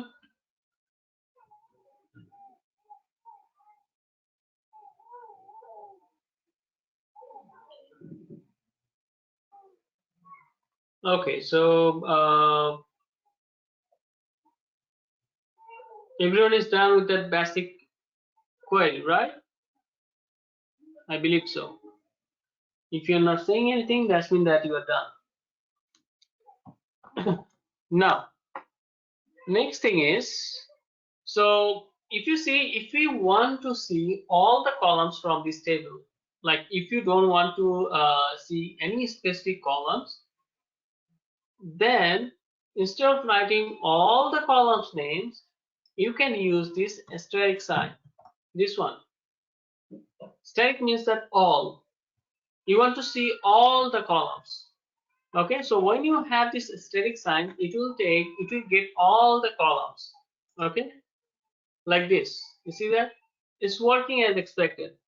Because I don't want to like filter any columns. I just want to see all the columns with all the information. So that's why I'm using this static sign.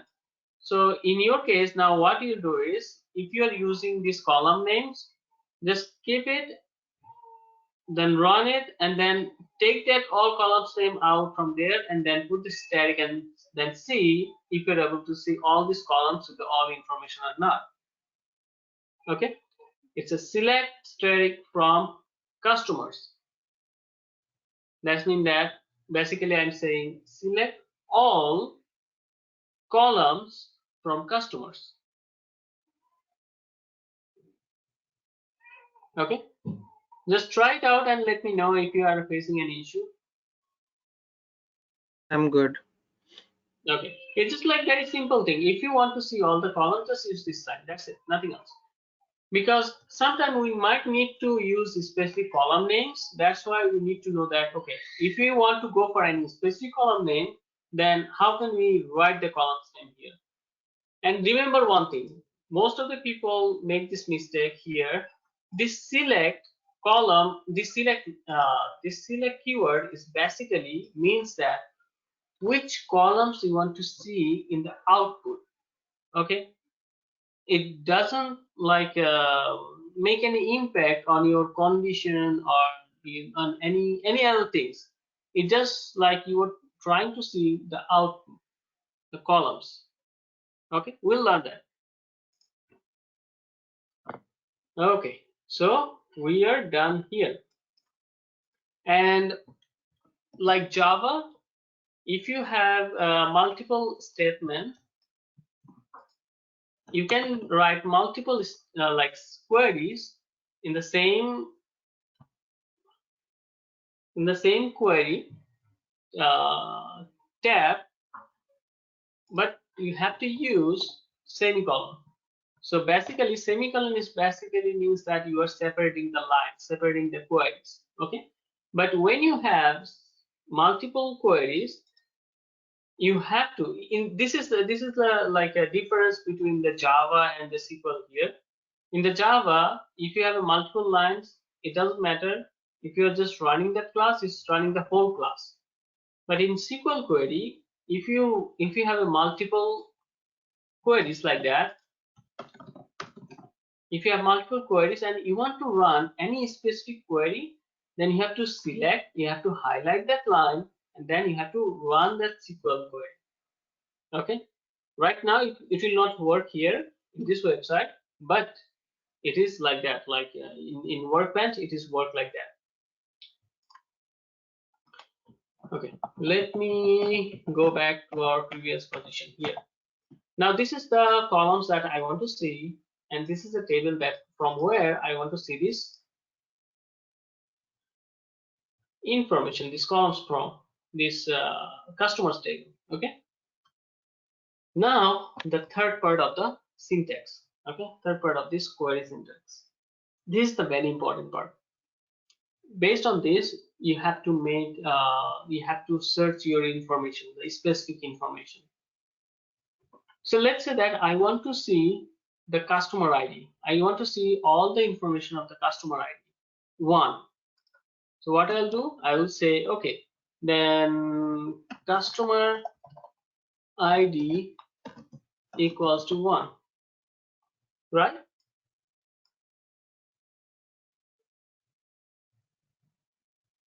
Do you think like this will work?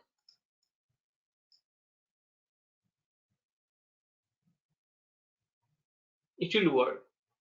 The thing is, you always have to mention that exactly if there is any condition, if there is any specific thing that you want to see from that query, from the table, then you have to mention in this format.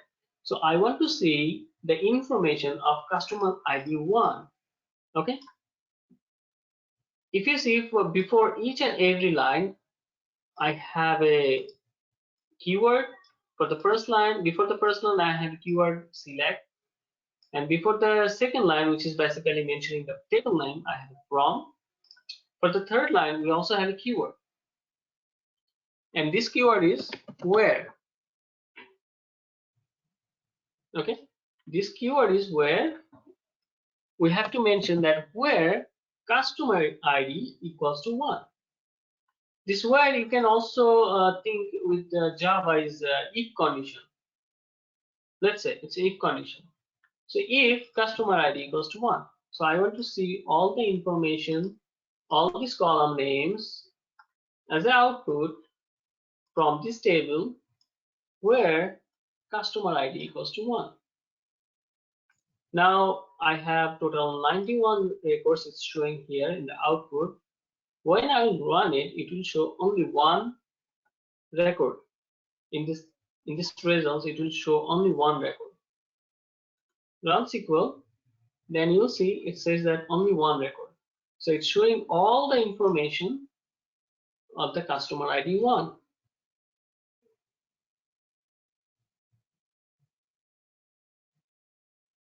Okay.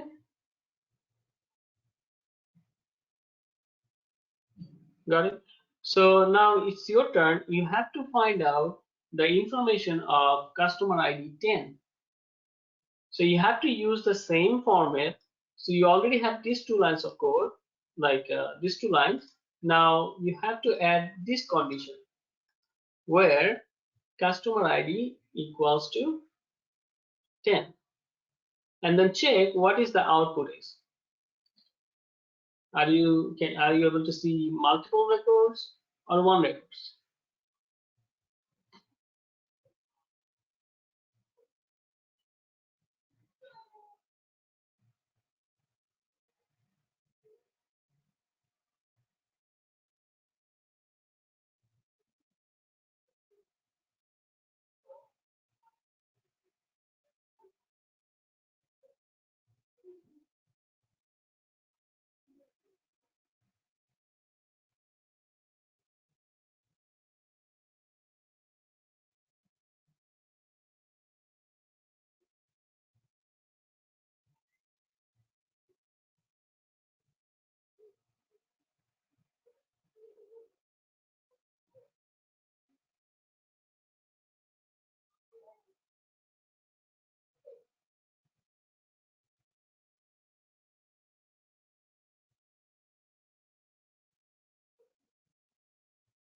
Are you done? What is the name?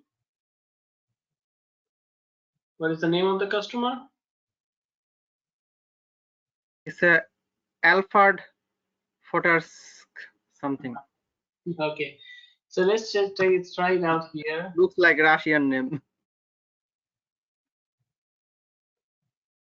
Oh, it's Canada. Country is Canada. Are you sure it's Alfred or someone? Yes, mine one is showing is Alfred. My one shows is like bottom dollar markets. Yes, this is the one I believe is for everyone. It's supposed to come everyone for the same customer name. Are you using 10 here or something? I did use 1. So I put 10 right now. It's come to the bottom dollar. Yes. So the query that the requirement was you have to get the information of customer ID 10. Got it. Thank you. No problem.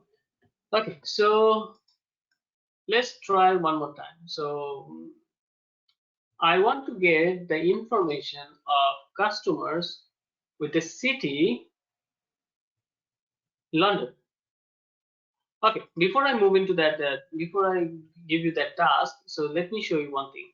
So this value, if you keep it in single quotation, and if you run it, oh, data type mismatch. Okay, so it's supposed to be SQL Server then. For that alphanumeric the data, you have to keep that in single quotation. Let me show you with the city then I will give you the task. So if I want to see the customers who are from London, then I have to provide this one here, London. okay, where city equals to London. But the problem is I'll not be, okay, it's showing that. For the data, it's also not case sensitive. That's good. And also this bad. Now you see that for customers who are from London, it's showing me 6 records. So this 6 customer basically lives in London. Now I will run this query. I will run this query. Okay. I'll run this query again. And then I'll show you this country. I have this country called Germany. Can you try to see how many customers we have from Germany? Let me get this back again. So if I run this query, it will tell me that there are like 6 customers who are from London. You see that? Who are from London. Now it's your task to find out how many customers we have from Germany.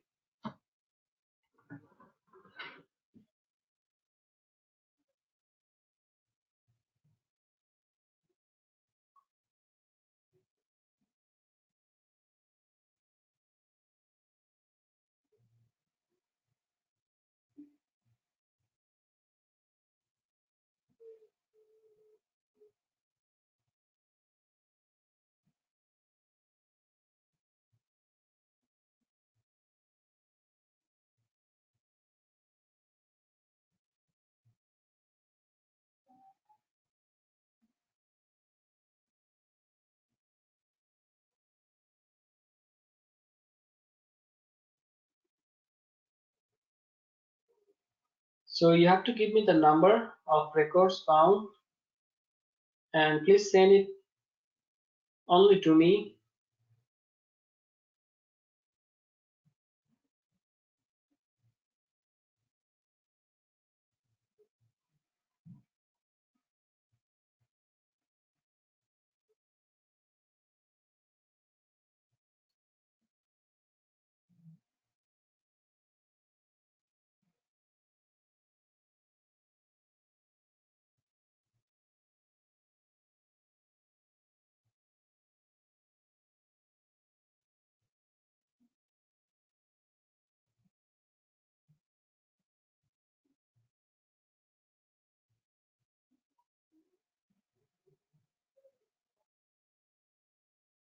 Just think about what I have here and what you need to change.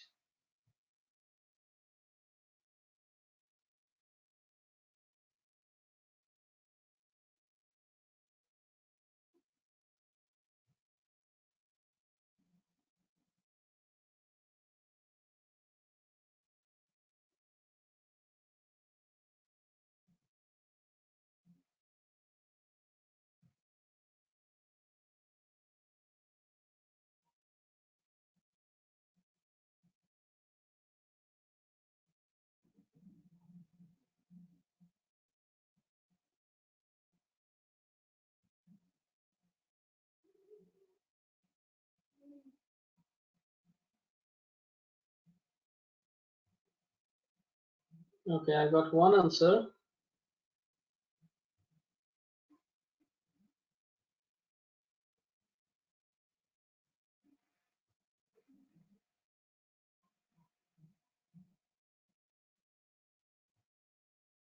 I will give you 1 more minute.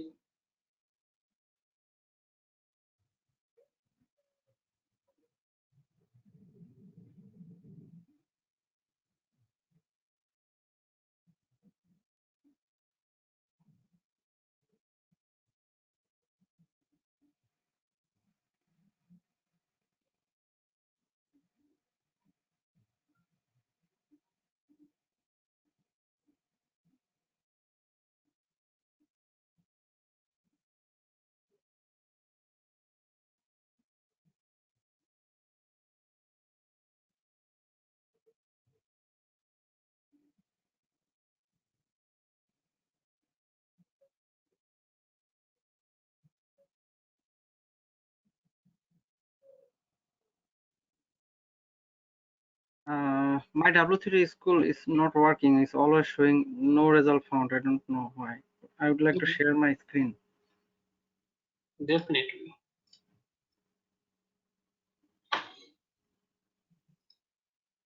Let me make this bigger. Okay. Run it and see.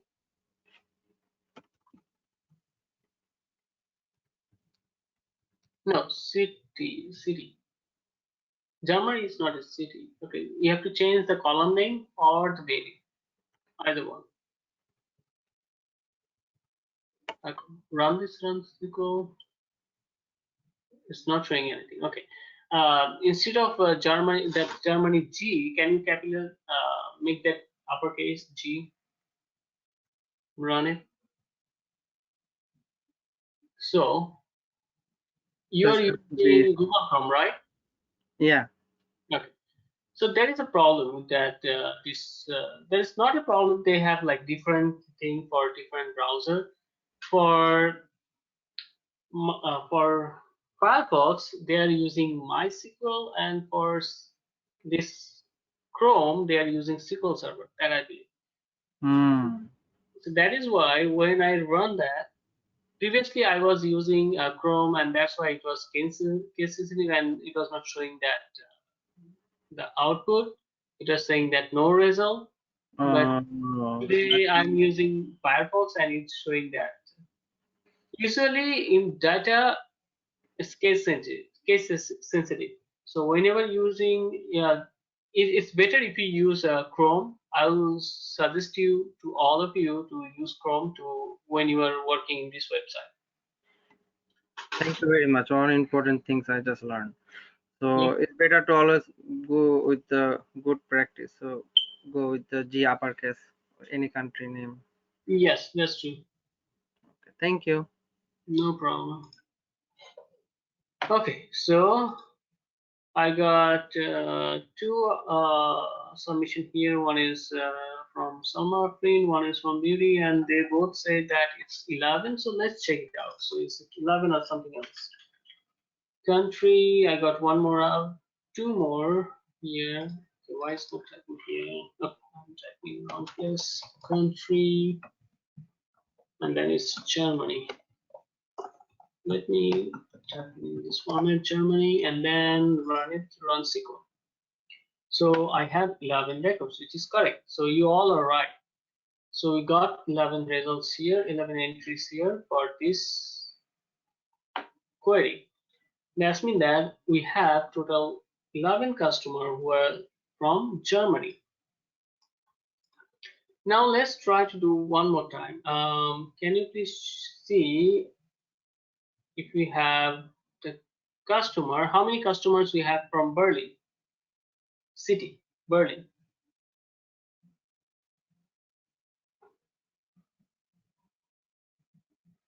This is the name of the city that I'm looking for, Berlin. How many customers we have from Berlin?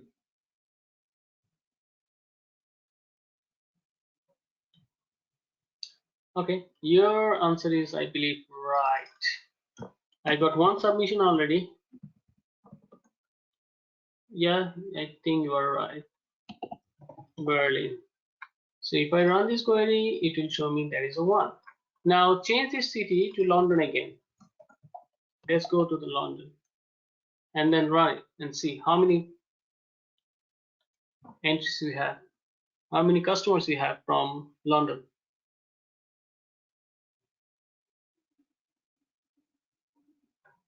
6. Okay. Yes, that's right. We have 6 customers from London. Now check with the UK. How many customers we have from UK?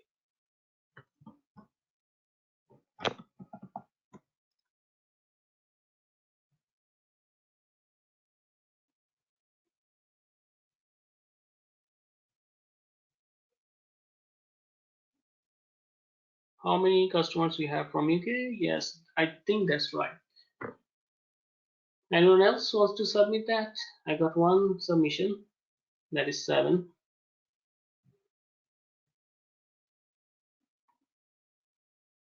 to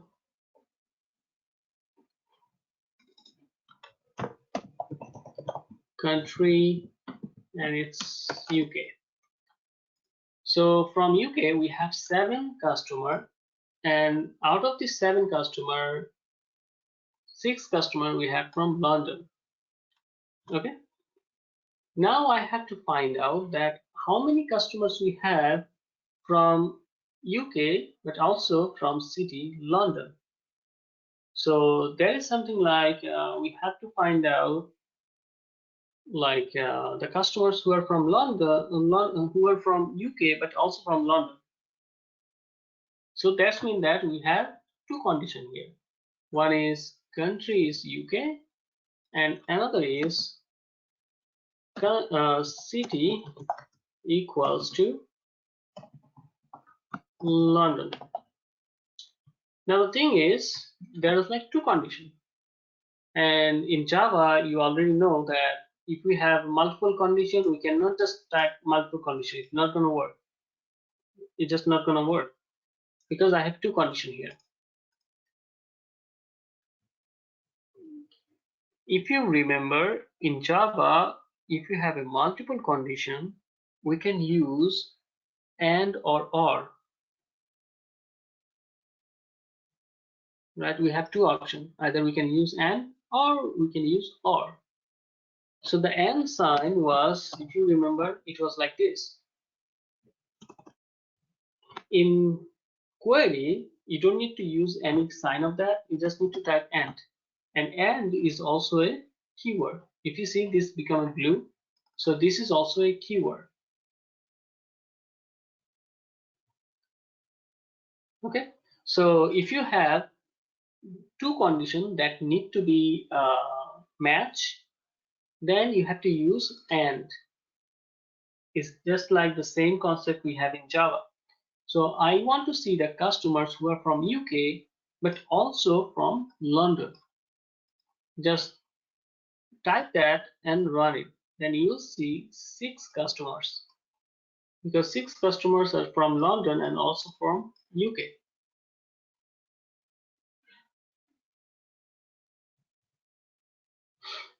Again, I'm having some issue. Can I share my screen just really quick? Yeah.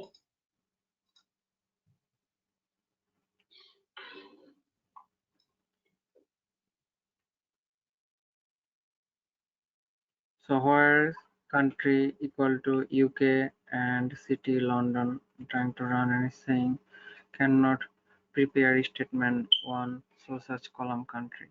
Yes, you see that the typing here. See, click on this run SQL again and read this error message here. Could not prepare statement. 1, no such column. And what is the column name here? country. No. I don't see anything in column in my screen right now. No, don't click on OK. You see that here on that error message on the alert. What's the column name it mentioned here? Country. No. Read it again. Just Error 1 could not prepare statement 1, no such column.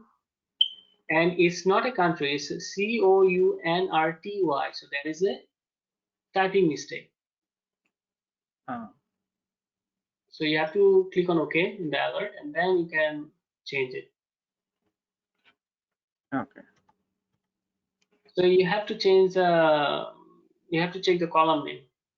If you are having the same issue, then you might be having the same. So just type country COUNTRY.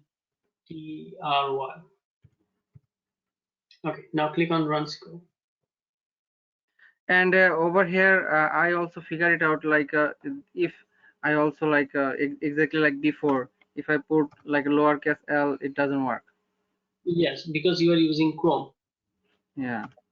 Because you are using Google Chrome, that's why it's it's case sensitive. It's using SQL Server. I think this one is gonna be good. Yes. It's not Okay. gonna make any So no problem with the like a command icons, like a select from customer where city. This is okay. But for specifically, I have to type like the column and row name same. Yes. Okay, thank you. No problem. Okay, so let's go back to our learning part. So the issue you have here is you type this where keyword 2 times. So in one query, you can keep only one where keyword. This is the one. That's it. So if you have a multiple condition, you just need to use the keyword and, or you can use or. But you don't need to use this where keyword multiple times.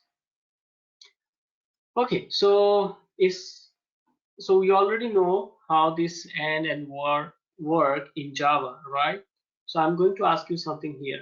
So if I'm using this and keyword, so it's trying to match if the customer is from UK and also the customer is from London or not, and then it's giving me the result for 6. So there's like 6 customers. Now instead of this and, if I use or, so what do you think? How many results I'll see here?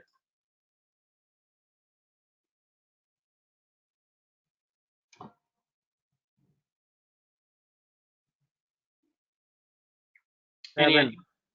7? Okay, you tried, right? So the reason it's behind it's showing 7 is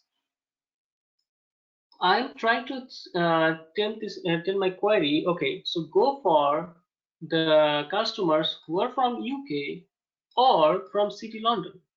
So I got the customers who are from UK, and also I got this extra city that is not from London but it falls under UK. So the logic behind this and or is similar to our Java. If you understand that logic, then you can implement it here as well. And is basically it both need to be true, and or if anything is true. If you remember that, I'm just giving you that example. If you understand that part, then it will be very easy for you. Now I will use this and keyword. So I want to see this customer around the horn. I want to add this customer condition here, customer name condition here. How can I add it? Customer name equals to around the horn. Now you have to tell me that what will be the keyword that I need to use between these conditions so that I can see only one record, not 7, not more than 7 or not less than 7, like not more than 1 basically.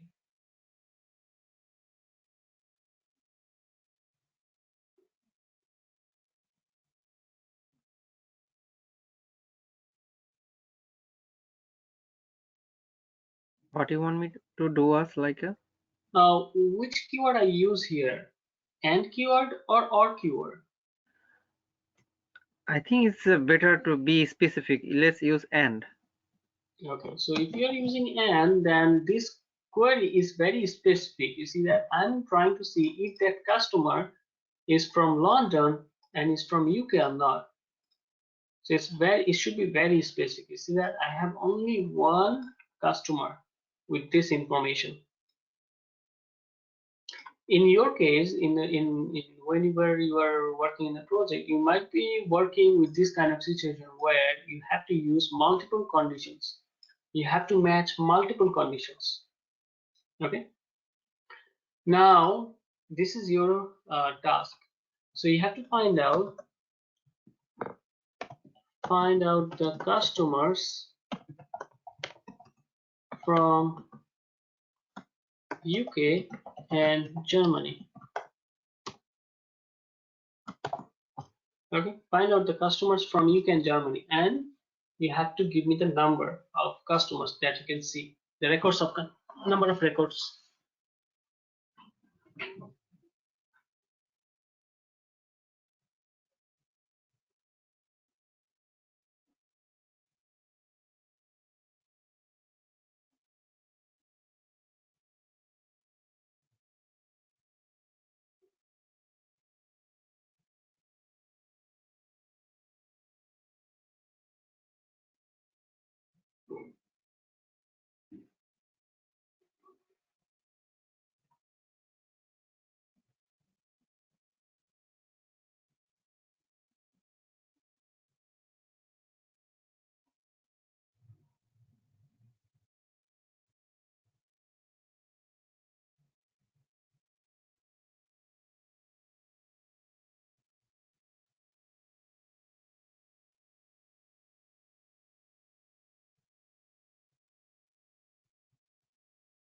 Okay, I got 2 submission,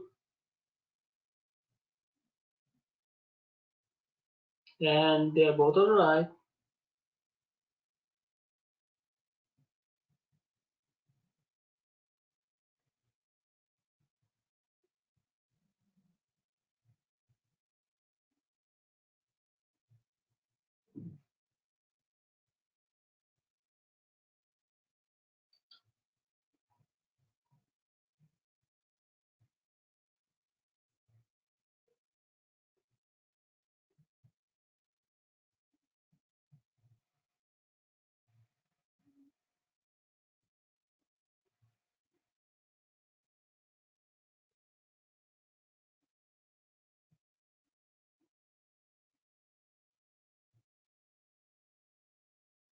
Any more submissions?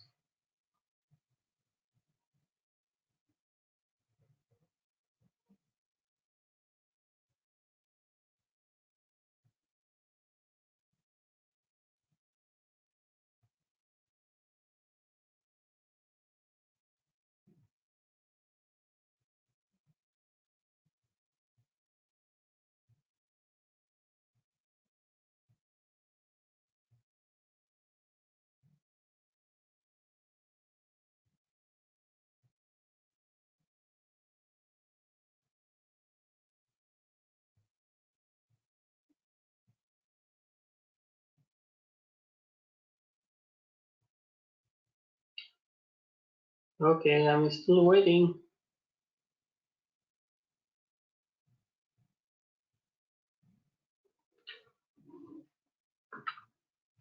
Your query is right, but I need the answer, like how many records you can see. Anila, so no means the answer. Your answer is wrong. So the question is, you have to find out the customers from UK and Germany.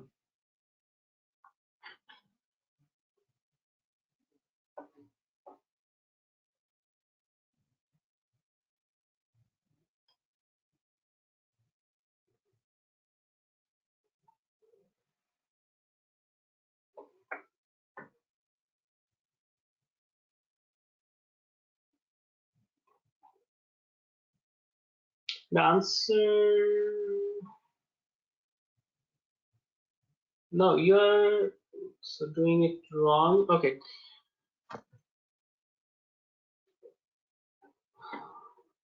I'll just wait 1 more minute and then I'll show you in case if anyone is still trying.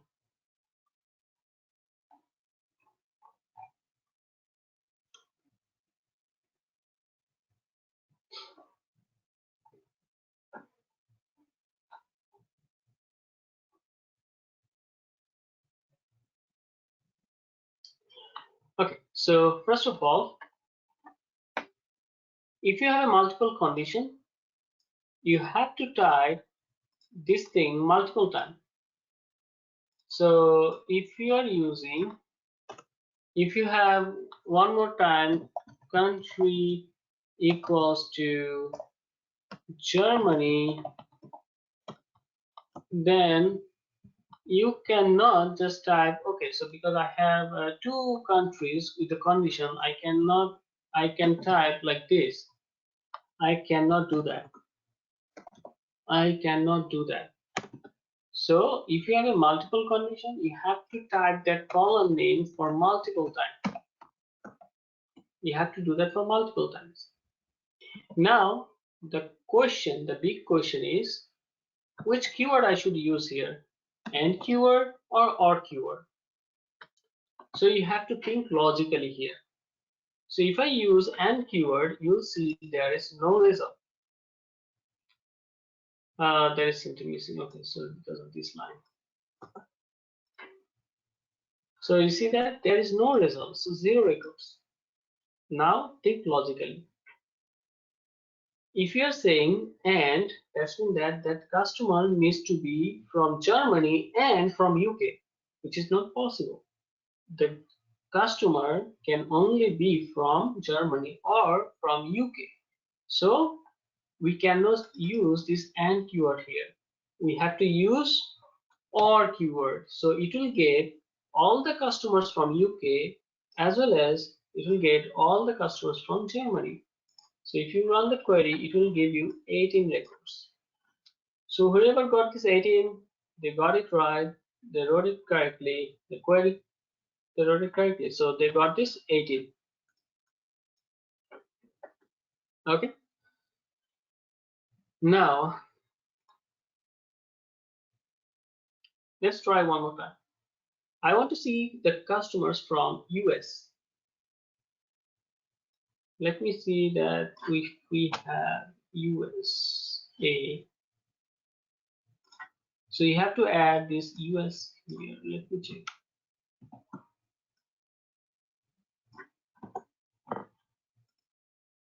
Is that US or USA?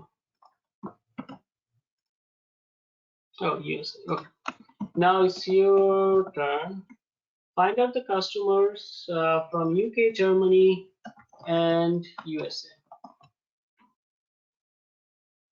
So your total record will be, okay, I'll not say that. You have to give me that number.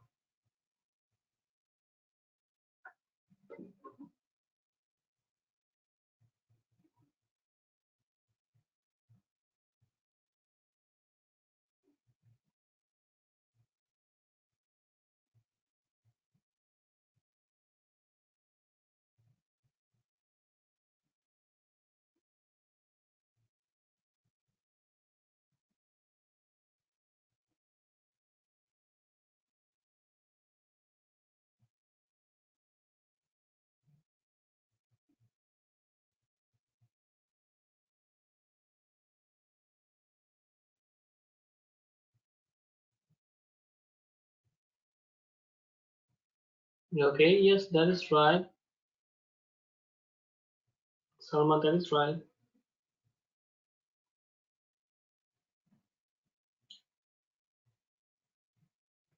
Anila, that is also right. Nasita, you are right.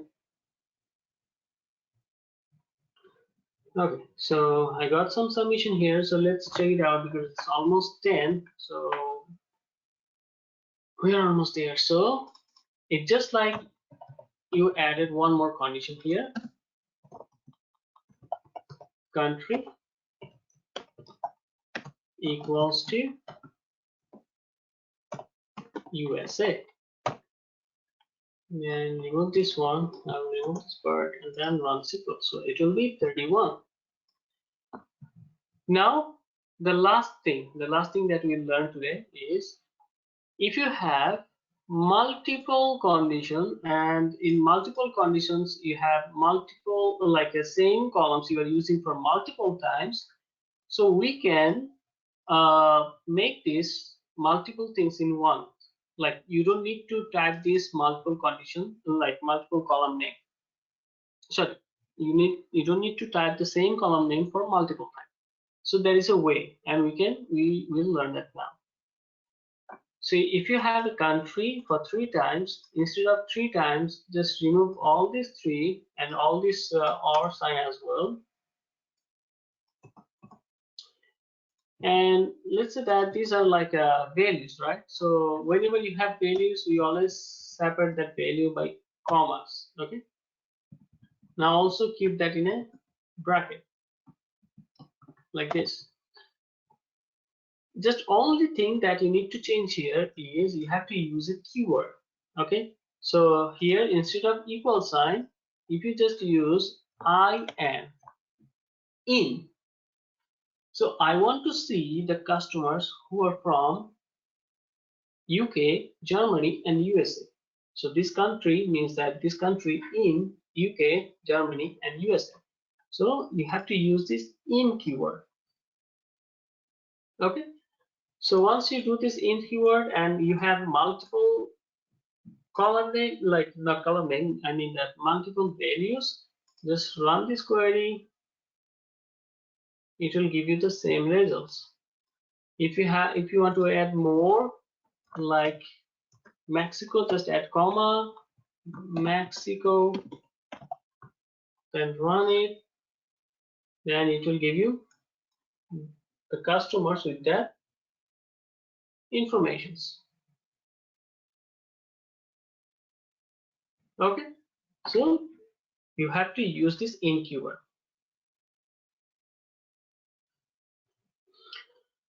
So that is the basic, like we learned very basic things from the SQL today.